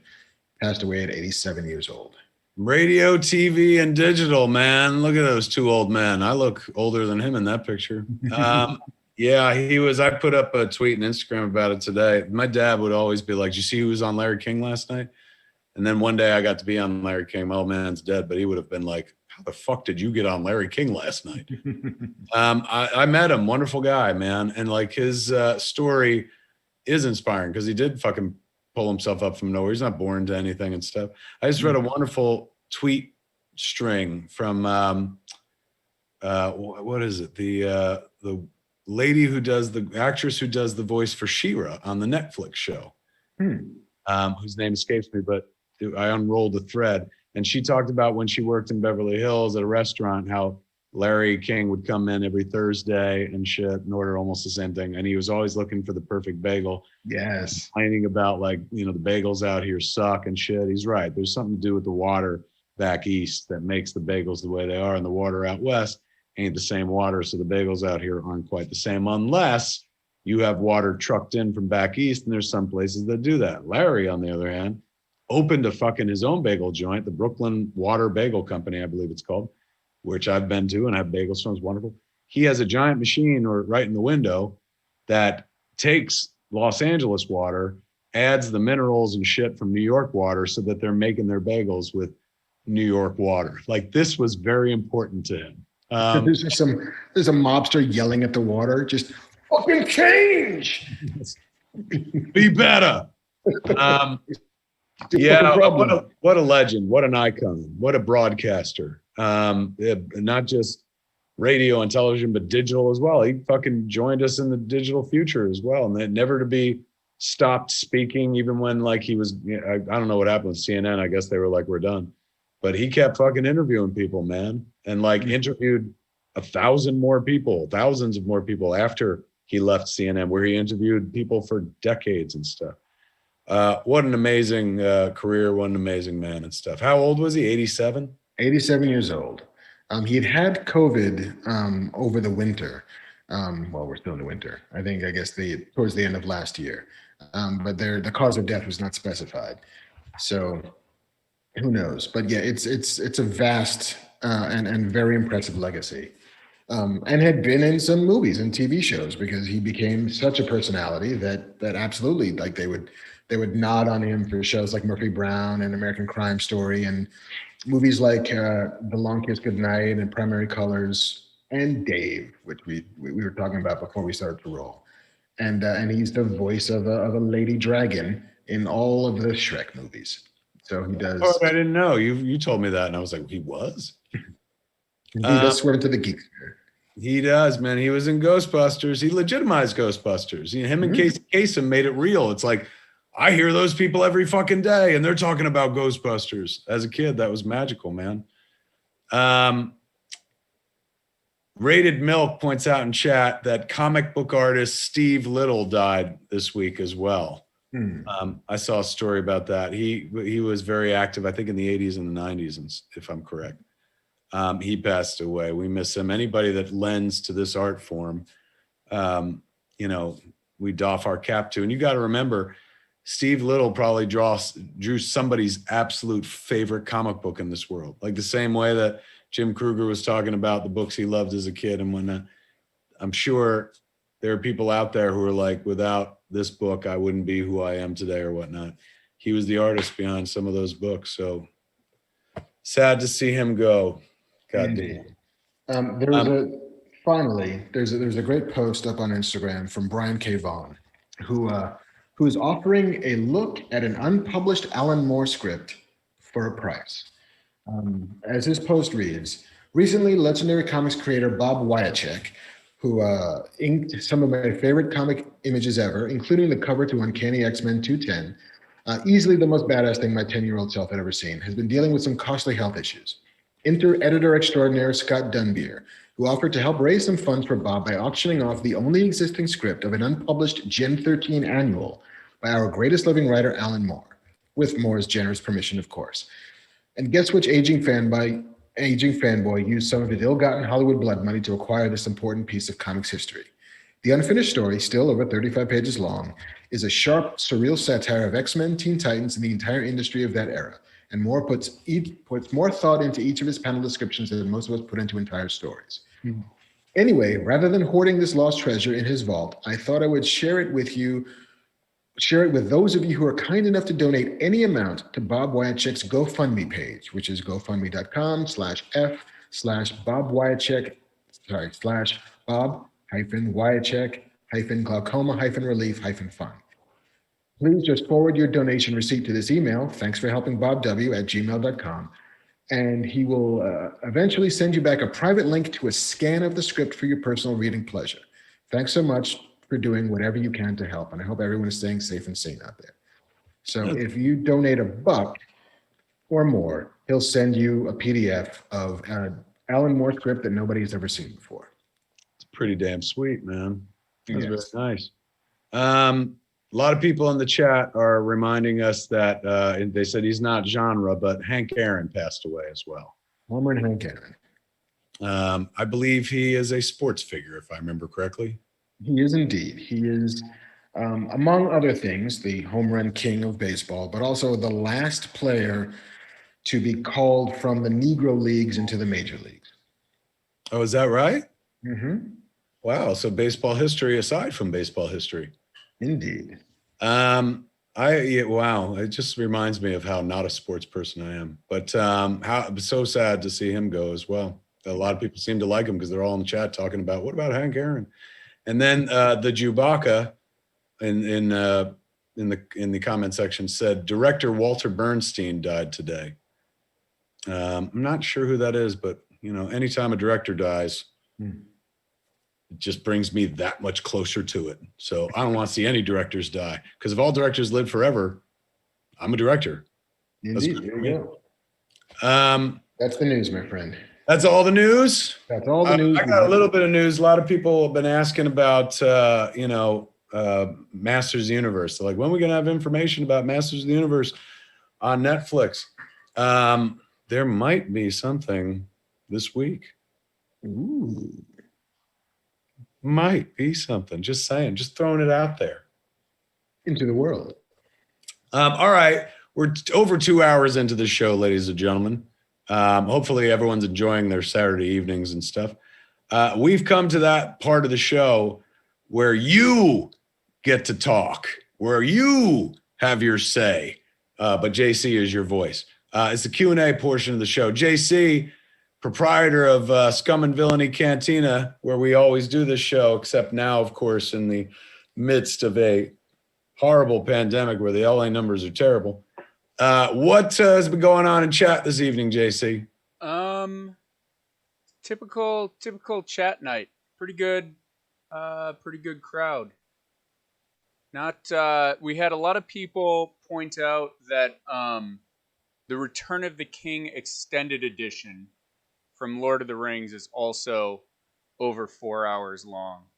And I couldn't help but notice Marc complaining about the 4-hour Snyderverse Justice League movie, but he's also the same person who sat in the uncomfortable El Capitan theater for 24 hours watching every Marvel movie in a row. So actions speak louder than words, I suppose. Yeah. Well, that was 18 2-hour movies. It's less about the time. They are putting out on chat. Sith Princess 1138 says, what about the Godzilla versus Kong trailer supposedly coming tomorrow? That's absolutely right. They're going to drop the trailer for Godzilla versus Kong tomorrow, ladies and gentlemen. So get ready for that. They've dropped teaser images. The poster, which they released this week, looks really fucking cool. Yeah. And this is another movie that we're going to be able to watch on HBO Max if we got HBO Max. Is that correct? Indeed. They Warner Brothers solved their issues with Legendary, who was furious after having put up 75% of that budget and couldn't recoup any of it, internationally. This is how they solved the problem, Marc. They were like, and Legendary was like, okay, fair enough. We got it. And yes, there are theaters that will be open overseas, but their issue is always, guys, once you put it on fucking HBO Max, somebody will pirate it, and then it becomes not entirely valueless, but the valuation diminishes drastically. But yes, they have been made whole, and so now we'll see it. And if you live in a place where theaters are open, or in a place, hopefully, LA might get there by March, where you might be able to rent yourself a theater. I will happily spend the money to sit in an actual movie theater and watch fucking Godzilla and King Kong punch each other in the face a lot. We got a couple of feedbacks from a couple of Santos. Fabian Santos said, Motu trailer? Yay. I did not say Motu trailer. Don't say that. Yes, that information. Joseph Santos said, the fact that Marc said the home run king makes me an even bigger fan. That's off to you, sir. I do have to say, with an asterisk, Barry Bonds is the current home run king, kind of. That's what this person said. They said they were glad that Marc called Hank Aaron the home run king. Not Barry Bonds. Yeah, their next sentence was no Barry Bonds. And then Guillermo DCV pointed out that Walter Bernstein died at 101 years old today. Good fucking run. Yeah, is that what directors get? 100 years? I'm gonna keep making movies, even if they're yoga hosers. Fuck, who knew? All right, JC, what do we got? Who wants to know what? Just one last thing. Maurice Suggs just went on DC Universe Infinite, and they do have Jim's Superman book on that. So doesn't that story sound good? It sounds kind of dope. Really good. Fat Black Patrick Swayze, after Jim's interview, said that he was going on and buying a whole bunch of those books. So it worked. Good. He made the sale. Excellent. That's good. He wasn't even trying for the sale, but good to know that it happens. If I could fit Fat Black Patrick Swayze on a license plate, that's 100% what I would put it at.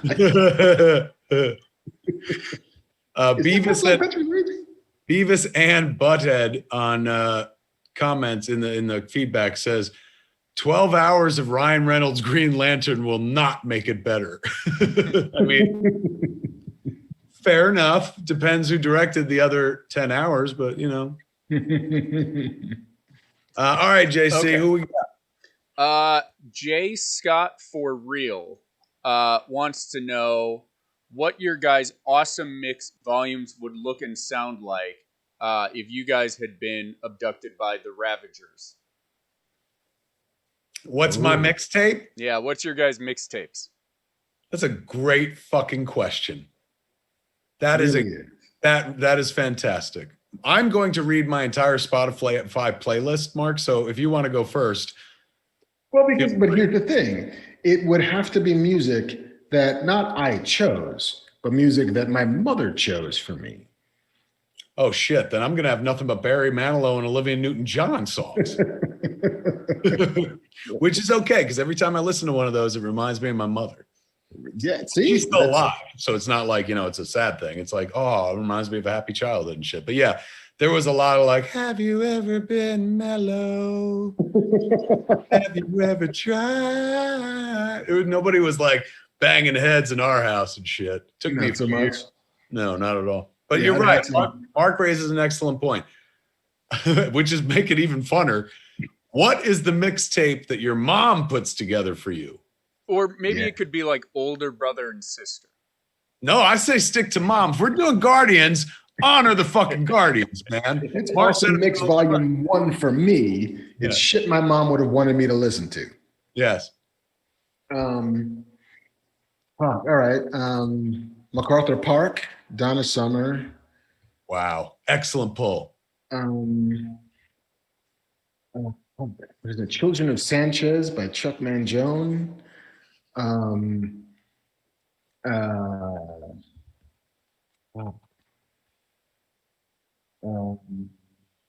damn it.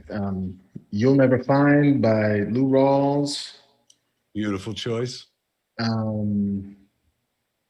You're gonna miss my loving. You're gonna miss my loving. P-Funk, Parliament Funkadelic. Make my funk to P-Funk, because I wants to get funked up. My list is not going to be nearly as funky as yours, man. Mom had no P-Funk on her hi-fi. Not so much. Fuck. There would have been Marvin Gaye, but not Sexual Healing. That's for sure. Moms don't put that on your mixtape. Change Is Gonna Come, Sam Cooke. Maybe your mom doesn't put it on your mixtape. On hers. Not on yes. And I think I will end with Superstition by Stevie Wonder. Strong fucking list. Yeah. I mean, I don't know how many songs that is, and there's probably not enough, but we could also be here all night trying to think of old shit. But that's good enough for mine. What you got? For the mixtape that my mother puts together for me in the Guardians of the Galaxy movie of my life, there will be Barbra Streisand for sure. Nice. And it'll probably be the, coming in and out of your life. That era of Barbra Streisand, not like Funny Girl and shit like that. Stuff that she did with Barry Gibb. Okay. So I would say, what was the one she did with Barry Gibb? The fucking, I'm just a woman. I forget. But anyway, it would be Woman in Love is what that sounds like. Yeah. There would be Olivia Newton-John. Have You Ever Been Mellow? Nothing from Grease. That would be fun. But she went for the more, kind of heartfelt ballads and stuff like that. There'd be a fuck ton of Diana Ross. That's for damn sure. So the theme from Mahogany would be there. Ooh, nice. Ain't No Mountain High Enough. And what's the song that always makes me fucking cry? I can't even, it gives me chills just even trying to sing the opening line. Touch me in the morning.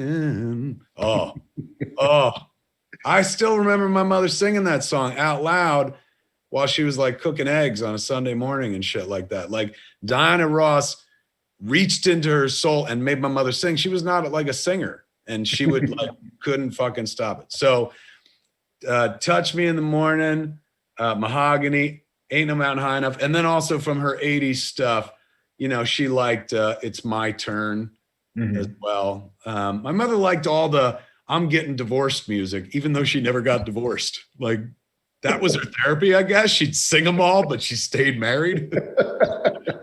Let's see who else. They're definitely, let me see. Dolly in there? I'm for my dad for sure, but not so much for my mom. Like my dad was the country guy, which was weird because he was from fucking like Jersey. Like, and we lived in a seafaring town, so it's not even like, you know, well, when we weren't rodeoing and shit, it's like, why do you like country music exactly? No, it wouldn't be that. Hold on, I'm trying to picture the fucking Anne Murray. Ooh, Loved Anne Murray. What was that one song? You put me high upon a pedestal, so high that I can almost see eternity. You need me. That was the song. Also, Neil Diamond, but not the one that everyone sings at fucking sporting events. Not And Sweet Caroline, like Song Sung Blue. Wasn't that one? It was the sad one from the jazz singer. Love on the Rocks. Oh, that one. That's a good mom song. And it's so weird because my mother didn't drink. You know what I'm saying? Like she didn't have an unhappy marriage as far as I know. And she didn't drink. So like, why did that song appeal to her? Nothing about it is in her fucking Venn diagram. I don't know, but she loved that. It's the desire to be a boozy chanteuse. Like, love on the rocks. Ain't no big surprise. Pour me a drink. Pour me a drink and I'll tell you lies. She still has Christopher Cross. Somebody said in chat, Christopher Cross, you're absolutely fucking right. What are you, fucking my mom, Leo? How'd you know about Christopher Cross? Because she still has, that's the only CD she has in her car. I borrowed her car like 2 years ago when I was driving around Florida and shit. I had to go someplace to be by myself to have a smoke. And I was like, well, I'll put on some music while I'm sitting here in the parking lot. And so his mom got in, and it's a fucking best of Christopher Cross, man. So I was like, all right, think we're going to make it big and right. Used to be. And also, well, I gotta be honest though, one of my favorite songs in the world is fucking Christopher Cross as well. I am like fucking poking fun of my mom, but the Arthur song, When You Get Caught Between the Moon and New York City, they put the name of the movie in the fucking song. Like in the second fucking verse, he's like, Arthur, he does as he pleases. That'd be like fucking doing a song about clerks and you're like, Dante and Randall are in this. That always captured my imagination. That was a fun question, man. Excellent fucking job. JC, what's next? All right. Next question from Ryan C. As cool and interesting as WandaVision is, take any two comic or pop culture characters and make a similar show. What characters would you choose? Sorry. No worries. Any two characters. Well, I mean, those characters were kind of related, though, always. Like, not related like brother, sister, but in comics, they've always been a team. Do we get to pick? Like, we can't, it's not just like pick any two, like Snoopy and fucking Conan the Barbarian. Like, it should be something that makes a little sense, right? Like, is the question, I'm kind of paraphrasing, but is the question more who deserves a deep dive series a la WandaVision? Yeah, I think so. I don't think it has to be necessarily relationship. Like, you could do like Jay and Silent Bob, right? Two people who have that intimate kind of. I did Jay and Silent Bob, JC. Have you not been paying attention? I've been doing it a lot my whole life. But yes, the idea of like in my world, it would be like going down the rabbit hole with like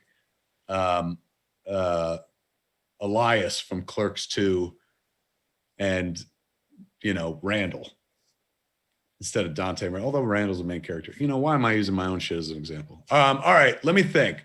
What characters have I always loved? Who deserves a bigger microscope on them? You got any ideas, Marc? I got a thought. Go ahead. Two characters from The Authority, created by Warren Ellis. Apollo and the Midnighter. Apollo was, the sun god. Basically, he was the authority's equivalent to Superman. Drew his power from the sun, incredibly beautiful, flies, wears a bunch of spandex. Midnighter was his version of Batman, who has fought every fight in the history of the world before, and so knows how every fight is going to end, so knows exactly where to punch you to make you hurt. And they also happen to be lovers, and they're gay, which again is, of course, Superman and Batman would probably have kissed once or twice just to see what that was all about. So yeah, like a deep dive. Me nodding. I'm like, yeah, of course. I guess they would. Why? We're as tight as Superman and Batman. We've never once been like, I wonder what it'd be like if we kissed. I imagine Superman and Batman, though, a bit like, Bowie and Jagger, where it's like, listen, guys, we're about as famous. We fucked everything anyway. Like, it would be just rude not to see what this is all about. Was it Brando and Richard Pryor? Remember, like last year, like Richard Pryor's ex-wife, or his wife was like, pretty sure he blew Brando or some such shit. And we were like, what? Yeah, Quincy Jones was telling that story, and like I think Vulture went to like Richard Pryor's widow. It's like, oh no, yeah, no, he and Brando had a thing. Yeah, she co-signed it. She was like, yeah, he did that. So yeah, I think like a deep dive into two giant superheroes who the world doesn't know is gay but totally are, and what their domestic life must be like when one of them has to go and move the sun back into orbit, and another one is just punching people to death in the city streets. But like, we got to come home and like make dinner and shit. And maybe what are we gonna watch? Are we gonna watch Snowpiercer? Or are we gonna watch fucking reruns of The Sopranos? I think like inner domestic life of giant superheroes who the world doesn't quite know are together might be interesting. Fucking A, man. Nice pull. Hamstracked on the comments said, he pulled from my stuff and said, Pillow Pants and Mr. Tusk. And that's very sweet. But I want to point out that Hamstracked earlier in the evening, Mark, was putting up all the lyrics for the songs from Streets of Fire. The one that's like, lying in bed on a Saturday night. So Nowhere Fast. I was fucking delighted by that. Another Place, Another Time tour, 1984, baby. Oh my God, that's so funny. Oh, is that what you're wearing the fucking shirt? What does it say? Ellen Aim and the Attackers, Another Place, Another Time tour, 84. That is fucking fantastic. Where'd you get that? I don't remember, the internet somewhere. But last week we started talking Streets of Fire, and I'm like, I got to represent the brand, yo. I've been listening to the soundtrack all week. And when I say the soundtrack, I mean, I've been listening to two songs, the Fire Inc. songs over and over. The song that opens the movie and the song that closes the movie. Both, I believe, Jim Steinman compositions, if I remember correctly. Mm-hmm. So fucking good. So much so I forced it on my kid. I was like, you have to watch this clip, man.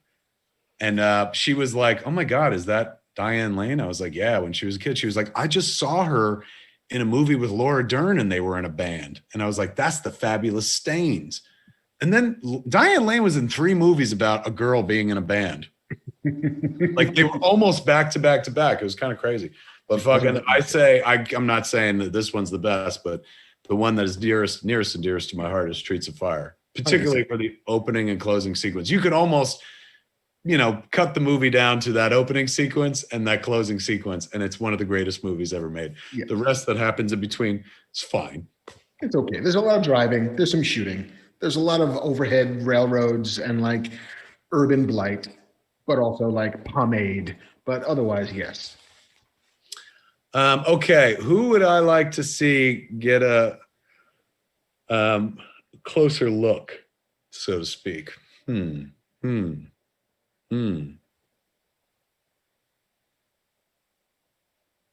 going to go deep cuts. Do it. It's not going to be satisfying to anybody. Appreciate the warning. The Daily Planet. I would like to, Daily Planet is background to Superman. And we get to see it sometimes in Superman stories and stuff.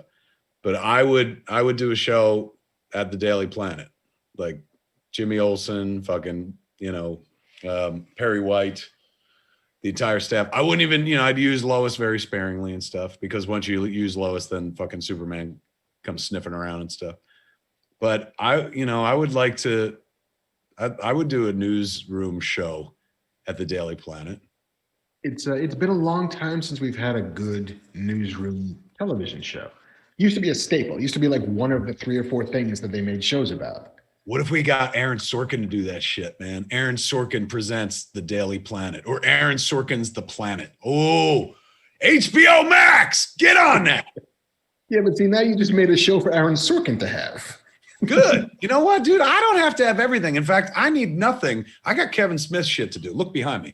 But I want to make sure that, like Seth Rogen, that there's shit out there that I want to watch, man. So, like, the idea of Aaron Sorkin doing like a Daily Planet show and everybody talking fast and shit. Oh. I love the world in which Aaron Sorkin needs you to get him work. Well, I don't know if anyone has heard of this guy or they're sold on him, but this Sorkin, he's going to have a future. He knows how to write a word or two. All he needs is somebody to just like lift him up, maybe shine him off a little bit. Come on, give this guy a shot. Mustang 750R said, didn't they try to do a Daily Planet show? I mean, Lois and Clark was kind of that a little bit, but yeah. I stand by my answer. All right, JC, go to the next one. Touching on something you guys talked about a couple of weeks ago. How about a Lando and Lobot show? Done. They're making a Lando show, right? Young Lando with what's his name? Maybe Donald Glover. Maybe, I don't know. Maybe Donald Glover. If they do that, young Lobot better be in it. They better show us him meeting Lobot. They better show us Lobot without the headphones. Getting his thing. And like Lando saved his life, but he's got to wear these things for life. And that's why Lobot is like always there for him and shit. Or did those things mean that was he a robot? Like, was he an android? Was he like fucking under Lando's control, or was he just like his major domo? I look forward to the long period of time before you do that. Like Lex Luthor on Smallville, like didn't lose his hair until like season 4. Like I was just waiting for it. Like, no, it's Timothy Chalamet. Look at all of that hair. You're never gonna cut that fucking hair off. Timothy Chalamet as Lobot? Come on, man. Who ain't watching that fucking show? They're like, Donald Glover is Lando. Timothy Chalamet is Lobot. The world is like, who? That's awesome. All right, what do you got, JC? Okay, last one from Goddammit Russ. Which Marvel character would you like to see wield a Green Lantern ring? Wow, what a great question. Which Marvel character would I like to see wear the Green Lantern ring? It's got to be somebody imaginative. Otherwise, you get big catcher's mitts and giant racing cars all the time. So, Miles Morales is an artist. And he's already fucking Spider-Man and shit. So he's already seen horrible, weird things and villains. So he's imaginative. Give the ring to someone with imagination. That's the fucking key. Like, you know, if the ring is bound to the will of the wearer to bring anything you can imagine to fucking life, like, give it to a kid. Kids have amazing imagination. Give it to an upstanding kid, not some kid that's just like the kid in the Twilight Zone movie where he keeps everybody captured in their house and he's a little fucking mad god and shit like that. But somebody who's creative, man. And in the Marvel universe, that would be Miles Morales. In the real world, like, I would say, give it to Jordan Peele, J.J. Abrams, maybe not David Lynch. He's a little too imaginative. Kevin Feige. Fucking give that ring to Kevin Feige. Fuck everyone else. If you're talking Marvel character, Kevin Feige is the ultimate Marvel character. Stan is gone, so we can't give Stan the fucking ring. Give it to Kevin fucking Feige, man. The only Kevin that matters and shit. If you have to give it to a fictional character, I say give it to Miles. What about you? I kind of want to give it to a person who doesn't have power. Like, I think it's a little more interesting for me if it's not like a dude who can already do a bunch of shit. True. So like, part of me almost went to Punisher just to see what exactly how fucking grimdark you can get with a Green Lantern ring, and Frank Castle just, I'm making giant hammers and everything's a nail if you got a giant hammer. Could you imagine you're the Punisher with a Green Lantern ring you could kill with a thought? Yep. My name is a killing word. Yes, just straight out, dude. all the fucking weaponry, all the money he would save on bullets and guns, because all he'd have to do is just like, he don't even have to leave the house. He could probably just fucking send the ring. Just ring some shit. But then I thought it would be really interesting if somebody like Mary Jane Watson got the ring. Like somebody who has been in and around this world and has seen, you know, the heroics and the losses and all that shit, but who gets a chance to actually affect change on a big level. And then what that would do for her relationship with Peter. You know, what happens if suddenly we're both out there doing this crazy ass shit? What happens if I can technically do more than you can do? What if I'm a better hero than you, Peter? I think that would be interesting. Victor Venn diagram in chat said you can give the black ring to Stan. Does that bring people back to life? The black ring? I didn't follow the stuff. Yeah, the all the different rings. I mean, when I was reading books, kid, there was one ring only. Now they got a ring for almost every color and stuff. And I like it. I like, you know, it's kind of like the multiple kryptonites and shit like that. Give me one ring, Vasily. One ring only. Matt Garcia said, give it to Aunt May. What an adorable idea. No. She would just wish Peter out of harm all the time. Yeah. It's like, I had to punch him, Aunt May. Like, he's the bad guy, but you could also not do that. Comics Aunt May is like, oh, Peter. Movie Aunt May is like, Pete, leave. There's a young man coming over because I'm still vitally dating and incredibly attractive. I was gonna say it'd be fun to give it to, if it was MCU, to Paul Rudd's Ant-Man, because he could get real small but make really big things, or get really big and make really small things. True this. That's true. Yeah, man, Mary Jane. That's a good one right there. That's my in chat, Jay Scott for real said, give it to Smeagol. He loves a ring. No. That's the last guy you give that fucking ring to, man. There have been quite a few. Give it to Howard the Ducks. Mm-hmm. Give it to Thanos. Fuck. I need to rewind a minute. Lionheart in the Twitch chat said, what about in All in the Family, but with Aunt May and Uncle Ben? Going back to the last question. Oh, that's sweet. Oh, like the WandaVision question, but you do Aunt May and Uncle Ben, and you get a chance to.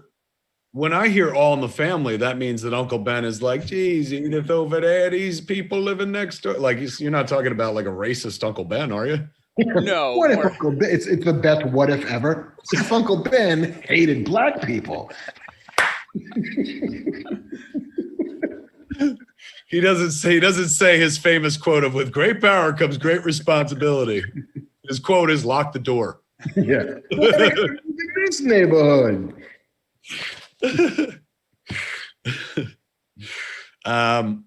Wait, where were we? That was funny. I don't know, but now I'm just sort of fascinated with racist Uncle Ben in his sitcom. Put a black guy on the rice. They just they just changed it on the rice. Derek Davey in chat goes, with great racism comes great responsibility. I'm glad they don't got no Mexican superheroes. Oh, jeez. All right. Is that it? Did we do That's it? 3. We've answered these questions 3. Indeed. It's always a weird feeling when we run out of show. Like, that's it. Yeah, I guess we'll just come back next week and do some more. Did you have fun, kids? If you enjoyed this show, do us a favor. Jump over to keeps.com/fatman or just keeps.com and go check out the product. Give it a whirl if you can, man, if you need it. If you're one of those few that don't, yeah, you got hair you want to keep, do it. You got a lion's mane of hair, you want to keep it, go to Keeps. Keeps.com, ladies and gentlemen. Thank you to Jim Krueger for coming on tonight, dropping some knowledge on us and shit like that, talking about some good-ass stories. Thank you to JC for, as always, facilitating all this nonsense and making it happen, even remotely from his home and stuff. But there ain't no show without the guy sitting over there. Which way? Yes, that away. Fuck, you know where he is. He's down there. Give it up for the great Marc Bernardin, ladies and gentlemen. Thank you, sir. Thank you very much. And that, ladies and gentlemen, next week we'll be back same time or 4 o'clock next week. We'll do 4 o'clock next week. 4 o'clock next week. Saturday, we'll be back to talk about episode 4 of WandaVision. Maybe episode 1 of, I'll be talking about episode 1 of Snowpiercer of season 2, probably the rest of season 1 as well. And anything else that happens, we'll try to keep you up to date because we love this shit as much as you, man. I love this shit more than I like making my own shit. There you go. Like fanboy first, artist second. Most people like second, bro, not even ninth for you. Whatever. Get off my dick. Thank you for hanging out, man. Go visit jayandsilentbob.com if you want to buy some shit with me. Marc, where do they get your shirt? Not the Ellen Ames shirt, but this shirt that you're always selling. The other shirts at embattledclothing.com. If you use the code MARC15, you'll save 15% off your first order. Fucking A, man. There it is, kids. We're selling shit. Oh, yeah. There it is, ladies and gentlemen. Hopefully you enjoyed this. Go enjoy the rest of your weekend, man. Mask up, wash your hands, stay away from COVID and stuff like that. For Fat Man Beyond, I'm Kevin Smith. I'm Marc Bernardin. Tune in next week, Saturday at 4 o'clock. Same fat time, same fat channel, smodcast.com or youtube.com/Kevin Smith.